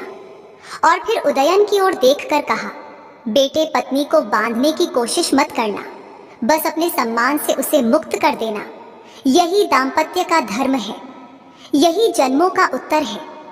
इतना कहकर वह धीरे धीरे रास्ते की धूल में जैसे खो गई, जैसे वह कोई साधारण वृद्धा नहीं, किसी पुराने कर्म का संदेश थी। यामिनी देर तक वहीं खड़ी रही। उदयन ने धीमे से कहा, लगता है महादेव हमें जवाब दे रहे हैं। यामिनी ने कहा, हाँ, और जवाब यही है कि हमारे बीच जो पीड़ा थी वह पुराने ऋण की थी, और जो शांति बन रही है वह इस जन्म के कर्म की है। दोनों ने उसी कुएं के पास शिव का नाम लिया और आगे बढ़ चले, पर अब उनके कदम पहले जैसे नहीं थे। अब उनके कदमों में हल्कापन था, क्योंकि जब सवाल का उत्तर मिल जाए तो रास्ता भी मंदिर बन जाता है। महादेव ने पार्वती से कहा कि देवी, अब यात्रा आगे जाएगी और तीर्थ के भीतर एक ऐसी घटना होगी जहां उदयन और यामिनी को अपने रिश्ते के अंतिम उत्तर का दिव्य संकेत मिलेगा। अगले भाग में तुम सुनोगी कि ज्योति स्थल पर किसने कौन सा व्रत मांगा और उस व्रत ने कैसे उनके संबंध के जन्मों का फैसला तय कर दिया। तीर्थ यात्रा का अंतिम पड़ाव आते आते संध्या उतर चुकी थी। जंगल के किनारे वह प्राचीन ज्योति स्थल था, जहां पत्थरों पर वर्षों की धूप, धुएं और मंत्रों की परत जमी थी। वहां हवा में एक अजीब सी स्थिरता थी, जैसे जगह नहीं, समय पूजा कर रहा हो। काफिला मंदिर के बाहर रुका। पुजारी ने सबको नियम बताए। रात वहीं बितानी थी, मौन रखना था और मन में जो सबसे बड़ा प्रश्न हो उसे शिव के चरणों में रखकर सोना था, ताकि उत्तर भीतर से उठे। यामिनी ने वही किया, उदयन ने भी। दोनों ने जल चढ़ाया, दीप जलाया और पत्थर की चौखट पर बैठ गए। यामिनी ने धीमे से कहा, आज मैं शिव से अपने लिए कुछ नहीं मांगूंगी, मैं बस हमारे रिश्ते की राहत मांगूंगी। उदयन ने कहा, और मैं शिव से यही मांगूंगा कि मेरे भीतर फिर कभी शक का बीज न उगे, क्योंकि मैं जान गया हूं शक पत्नी की स्वतंत्रता नहीं, पति की कमजोरी है। रात गहरी हुई। मंदिर के भीतर दीपों की लौ छोटी छोटी सांसों की तरह थिरक रही थी। बाहर हवा में पत्तों की सरसराहट थी और भीतर मंत्रों की ध्वनि जैसे पत्थरों में उतर रही थी। इसी बीच एक घटना हुई जिसने पूरे दल को हिला दिया। मंदिर की भीतरी दीवार पर, जहां शिव के प्राचीन रूप की धुंधली आकृति बनी थी, अचानक तेल का एक दीप गिर गया और उसकी लौ पास रखे सूखे कपड़े तक पहुंच गई। आग छोटी थी पर मंदिर पुराना था, सूखी लकड़ी थी और लोग घबराकर उठ खड़े हुए। कुछ ने पानी लाने के लिए दौड़ लगाई, कुछ ने चीखना शुरू कर दिया और भीड़ में वही पुरानी आदत लौट आई। किसी ने कहा, यह अपशकुन है, किसी ने कहा, यह किसी के पाप का संकेत है। और फिर कुछ आंखें बिना कारण यामिनी की ओर घूमी, जैसे स्त्री को दोष देना उनका स्वभाव हो। यामिनी का मन कांपा, पर वह रुकी नहीं। उसने तुरंत अपने आंचल को पानी में भिगोया और आग बुझाने लगी। उसी समय उदयन ने उसे खींचकर पीछे किया और खुद आगे बढ़ गया। उसने पानी के घड़ों को उठाकर दीवार के पास डाला, लकड़ी की जलती पट्टियों को अलग किया और कुछ ही मिनटों में आग बुझ गई। लेकिन उसी अफरा तफरी में यामिनी का पहले से झुलसा हाथ फिर से हल्का सा जल गया। वह दर्द से सिहर गई, पर उसने आवाज नहीं निकाली। महादेव ने पार्वती से कहा कि देवी, यही था संकेत, क्योंकि आग फिर आई, पर इस बार कहानी उलटी थी। पहले जन्म में मृदुला जलती रही और देवेंद्र दूर रहा। इस जन्म में यामिनी जलने लगी और उदयन बीच में खड़ा हो गया, और यही फर्क ऋण को पुण्य बनाता है। यामिनी का हाथ जला देखकर उदयन के भीतर जैसे कोई शपथ जाग गई। उसने वहीं सबके सामने कहा, यह आग किसी का पाप नहीं, यह हमारी लापरवाही है। और मेरी पत्नी को कोई अपशकुन कहे, इससे पहले मैं कह दूं, अपशकुन हमारी सोच है, मेरी पत्नी नहीं। यह सुनकर लोग चुप हो गए। पुजारी ने भी कहा, शिव के स्थान पर डर फैलाना भी पाप है, शांत रहो। रात के बाद सुबह आई, आरती हुई। पुजारी ने कहा कि अब हर दंपति शिव के सामने एक व्रत मांगे, लेकिन व्रत धन का नहीं, व्यवहार का। उदयन और यामिनी आगे आए। पुजारी ने पूछा, क्या मांगते हो? यामिनी ने कहा, मैं मांगती हूँ कि मेरे भीतर इतनी करुणा रहे कि मैं अपने पति के डर को अपमान न मानूं, और इतनी बुद्धि रहे कि मैं अपने स्वाभिमान को अहंकार न बनाऊं। फिर उदयन ने कहा, मैं मांगता हूँ कि मेरे भीतर इतना साहस रहे कि मैं अपनी पत्नी की छवि की रक्षा भीड़ के बीच भी कर सकूं, और इतना विवेक रहे कि मैं कभी संदेह को प्रेम का स्थान न दूं। पुजारी ने मुस्कुराकर कहा, यही 7 जन्म का असली अर्थ है। 7 जन्म का मतलब 7 बार वही रस्म नहीं, 7 बार वही सीख, 7 बार वही परीक्षा। और जिसने पहली ही बार सीख ली, उसके लिए 7 जन्म भी एक क्षण बन जाते हैं। यामिनी ने मंदिर के बाहर उसी जगह बैठकर उदयन से कहा, कल जब आग लगी मुझे लगा मैं फिर अकेली पड़ जाऊंगी, पर तुम सामने आ गए। उदयन ने कहा, क्योंकि अब मैं समझ गया हूँ, पत्नी को बचाना सिर्फ आग से नहीं, शब्दों से भी बचाना होता है। यामिनी ने पहली बार धीरे से कहा, तब शायद हमारा ऋण अब चुक रहा है। उदयन ने सिर हिलाया और कहा, अगर हम इस जन्म में यह सीख पूरी कर लें तो अगला जन्म हमारे लिए सजा नहीं, राहत होगा। महादेव ने पार्वती से कहा कि देवी, अब अगले भाग में यह तय होगा कि वे घर लौटकर इस रिश्ते को कैसे लोक धर्म बना देते हैं, ताकि उनका परिवर्तन केवल उनका न रहे, उनके घर का संस्कार बन जाए। और आखिरी भाग में मैं तुम्हें सीधा उत्तर दूंगा कि पति पत्नी का रिश्ता कितने जन्मों तक रहता है। ज्योति स्थल से लौटते समय उदयन और यामिनी के कदम हल्के थे, जैसे मन की कोई भारी परत उतर गई हो। पर महादेव ने पार्वती से कहा कि देवी, असली परीक्षा तीर्थ पर नहीं, घर पर होती है, क्योंकि तीर्थ में सब भक्त होते हैं, घर में सब स्वभाव होते हैं, और स्वभाव ही रिश्ते को हर दिन परखता है। वल्लरी लौटते ही दोनों ने देखा कि नगर में फिर एक नई चर्चा चल रही है। आग की घटना को कुछ लोग चमत्कार कह रहे थे, कुछ लोग अपशकुन, और कुछ लोग वही पुराने ढंग से किसी पर आरोप लगाने के रास्ते ढूंढ रहे थे। फर्क बस यह था कि अब उदयन और यामिनी के भीतर जवाब देने की जल्दी नहीं थी। उनके भीतर ठहराव था, और ठहराव ही सबसे बड़ा बल होता है। महामंत्री ने दोनों को बुलाया। इस बार स्वर कठोर नहीं था, उसमें पिता का भीगापन था। उन्होंने कहा, तीर्थ से लौटकर तुम्हारा चेहरा बदल गया है। यामिनी ने कहा, पिताजी, चेहरा नहीं, दृष्टि बदली है। उदयन ने कहा, और मेरी दृष्टि बदलने से मेरा व्यवहार बदला है। महामंत्री ने धीरे से पूछा, अब भी तुम महल में नहीं रहोगे? उदयन ने कहा, पिताजी, महल में रहना समस्या का हल नहीं, समस्या का हल है कि हम अपने घर को इतना सत्यवान बना दें कि अफवाह की आग उसमें जगह ही न पाए। महामंत्री ने सिर हिलाया। उन्होंने यामिनी की ओर देखा और कहा, बेटी, तुमने अपने पति का साथ दिया, पर क्या तुमने कभी अपने पिता का भी सम्मान रखा? यामिनी ने शांत स्वर में कहा, पिताजी, मैं आपके चरणों में हूँ, पर मेरे पति के साथ भी हूँ, और जो बेटी पति का धर्म निभाती है वह पिता का अपमान नहीं करती, वह बस अपना कर्तव्य निभाती है। महामंत्री ने पहली बार कहा, ठीक है, आज से मैं तुम्हारे घर को छोटा नहीं समझूंगा, तुम्हारे घर को अपना मानूंगा। पर देवी, असली अंतिम परीक्षा उसी शाम आई। महादेव ने कहा, नगर में वही व्यापारी परिवार जिनका मुखिया पकड़ा गया था, अब बदला लेने की आखिरी कोशिश में उतर आया। उन्होंने चोरी के मामले में तो हार मान ली, पर समाज में बदनामी का धुआं फैलाने के लिए उन्होंने एक नई अफवाह उछाली कि यामिनी ने राजमहल पर दबाव डलवाकर व्यापारी को फंसाया है, और उदयन बस नाम का पति है, असली निर्णय तो राजवंश के लोग लेते हैं। यह अफवाह सीधे उदयन के स्वाभिमान पर चोट थी, और अप्रत्यक्ष रूप से यामिनी पर भी। रात को जब उदयन घर आया तो उसकी आंखों में चोट थी। वह बोला नहीं, बस बैठ गया। यामिनी ने नियम के अनुसार पूछा, क्या हुआ? उदयन ने कहा, लोग अब यह कह रहे हैं कि मैं तुम्हारी छाया में जी रहा हूं। यामिनी का मन कस गया। उसे पता था कि यही बात पहले भी उदयन को भीतर से तोड़ती थी, और इसी से उसका डर जन्म लेता था।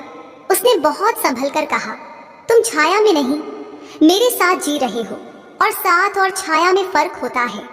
उदयन ने धीमे स्वर में कहा, पर लोग जो कहते हैं वह मेरे भीतर तीर बनकर घुसता है। यामिनी उस समय कुछ भी कह सकती थी, तर्क दे सकती थी, लोगों को दोष दे सकती थी, पर उसने तीर्थ की वृद्धा की बात याद की। पति को बदलना नहीं, सुरक्षित करना, और सुरक्षित करना शब्दों से नहीं, व्यवहार से होता है। उसने धीरे से कहा, कल सुबह तुम मंदिर के पुनर्निर्माण के काम पर मेरे साथ चलो। तुम लोगों के सामने बोलो नहीं, बस काम करो, क्योंकि काम ही सबसे बड़ा उत्तर है, और जो लोग बोलते हैं वे अक्सर काम से हारते हैं। उदयन ने उसकी तरफ देखा। पहली बार उसे लगा कि यामिनी उसे समझ रही है, उसे दबा नहीं रही। अगली सुबह दोनों मंदिर पहुंचे। निर्माण कार्य चल रहा था, पत्थर उठ रहे थे, लकड़ी लग रही थी, पुजारी मंत्र पढ़ रहा था। उदयन ने अपने हाथों से मजदूरों के साथ मिलकर पत्थर उठाए, हिसाब लिखा, पानी बांटवाया, और जो भी मदद चाहिए वह बिना दिखावे के करता गया।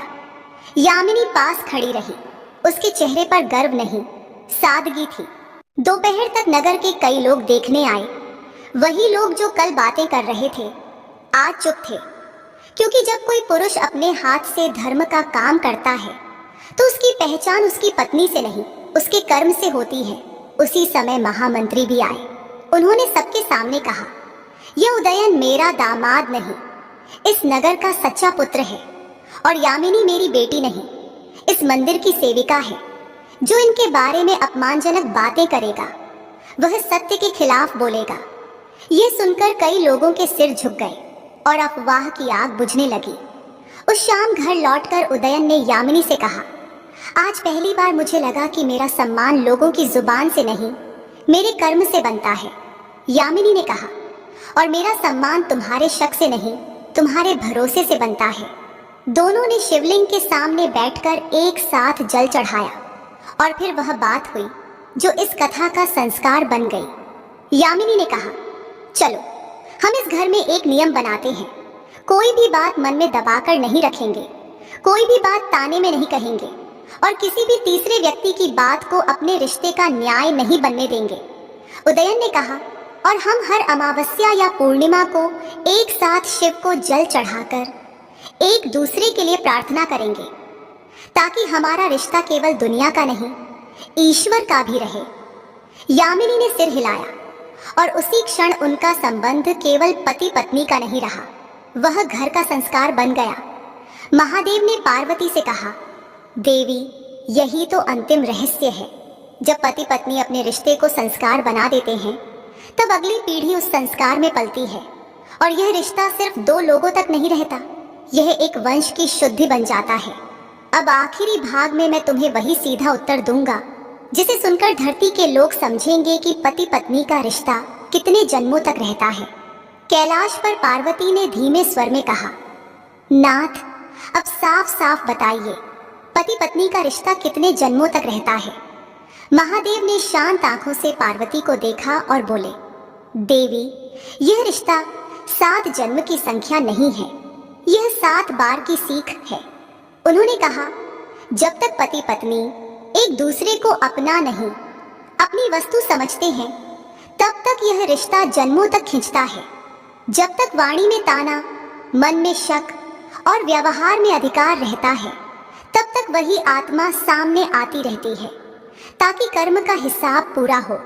जो पति पत्नी एक दूसरे को दुख देते हैं वे अगले जन्म में भी मिलते हैं, कभी जीवन साथी बनकर, कभी रिश्तेदार बनकर, कभी विरोधी बनकर, क्योंकि ऋण रूप बदलता है, खत्म नहीं होता। पर जो पति पत्नी एक दूसरे का सम्मान करते हैं, एक दूसरे को ऊंचा उठाते हैं और गलती होने पर उसे अहंकार नहीं, प्रायश्चित से सुधारते हैं, उनका रिश्ता ऋण नहीं रहता। महादेव बोले, ऐसे दंपति अगर अगले जन्म में मिलते भी हैं तो पीड़ा बनकर नहीं, सहारा बनकर मिलते हैं। कभी वे फिर पति पत्नी बनते हैं, कभी वे माता पिता बनकर एक दूसरे की रक्षा करते हैं, कभी मित्र बनकर, कभी गुरु बनकर और कभी बस आशीर्वाद बनकर। यही असली राहत है कि रिश्ता गिनती से मुक्त होकर शुभता बन जाए। पार्वती ने पूछा, नाथ, फिर लोग 7 जन्मों क्यों कहते हैं? महादेव बोले, क्योंकि लोग को संख्या समझ आती है, पर शिव को सिद्धांत। जब तक सीख अधूरी तब तक जन्मों की डोर, जब सीख पूरी तब डोर टूटकर प्रकाश। उन्होंने कहा, उदयन और यामिनी ने इसी जन्म में वह सीख पकड़ ली, इसलिए उनका रिश्ता अब बोझ नहीं, संस्कार बन गया। महादेव बोले, देवी, याद रखो, रिश्ते की सबसे बड़ी पूजा मंदिर में नहीं, घर में होती है।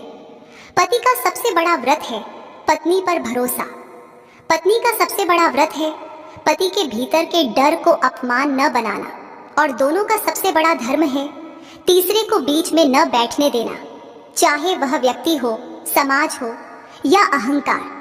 पार्वती की आंखें नम हो गईं। उन्होंने कहा, नाथ, तो असली प्रश्न यह नहीं कि रिश्ता कितने जन्मों का है, असली प्रश्न यह है कि हम इस जन्म में क्या सीख लेते हैं। महादेव मुस्कुराए। उन्होंने कहा, हाँ देवी, जिस दिन सीख पूरी उसी दिन जन्मों की गिनती समाप्त, और वही रिश्ता राहत बन जाता है।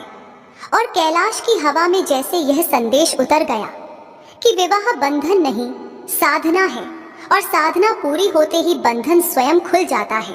तो भक्तों, यही था महादेव का वह अंतिम रहस्य। पति पत्नी का रिश्ता गिनती के 7 जन्म से नहीं, बल्कि सीख, संस्कार और कर्म की शुद्धता से तय होता है। जब तक शक, अहंकार, ताने और तीसरे की बातें बीच में बैठी रहती हैं, तब तक रिश्ता बोझ बनता है और वही बोझ हमें बार बार उसी परीक्षा में ले आता है। लेकिन जिस दिन भरोसा, सम्मान, संवाद और प्रायश्चित रिश्ते की नींव बन जाते हैं, उसी दिन यह रिश्ता बंधन नहीं रहता, वही रिश्ता राहत बन जाता है। अगर आज की यह कथा आपके दिल को छू गई हो और आपको कुछ नया सोचने पर मजबूर कर गई हो, तो वीडियो को लाइक जरूर करें। कमेंट में हर हर महादेव लिखकर बताइए कि आपके हिसाब से रिश्ते की सबसे बड़ी ताकत क्या है, भरोसा, संवाद या सम्मान। इस कहानी को अपने परिवार और दोस्तों के साथ शेयर जरूर करें, ताकि यह सीख ज्यादा से ज्यादा लोगों तक पहुंचे। और ऐसी ही धार्मिक, भावनात्मक और शिक्षाप्रद कहानियां रोज सुनने के लिए हमारे चैनल को सब्सक्राइब जरूर कर लीजिए। फिर मिलेंगे एक और नई अद्भुत कथा के साथ। तब तक हमारे साथ जुड़े रहिए, शिव जी की भक्ति में डूबे रहिए। हर हर महादेव, जय भोलेनाथ।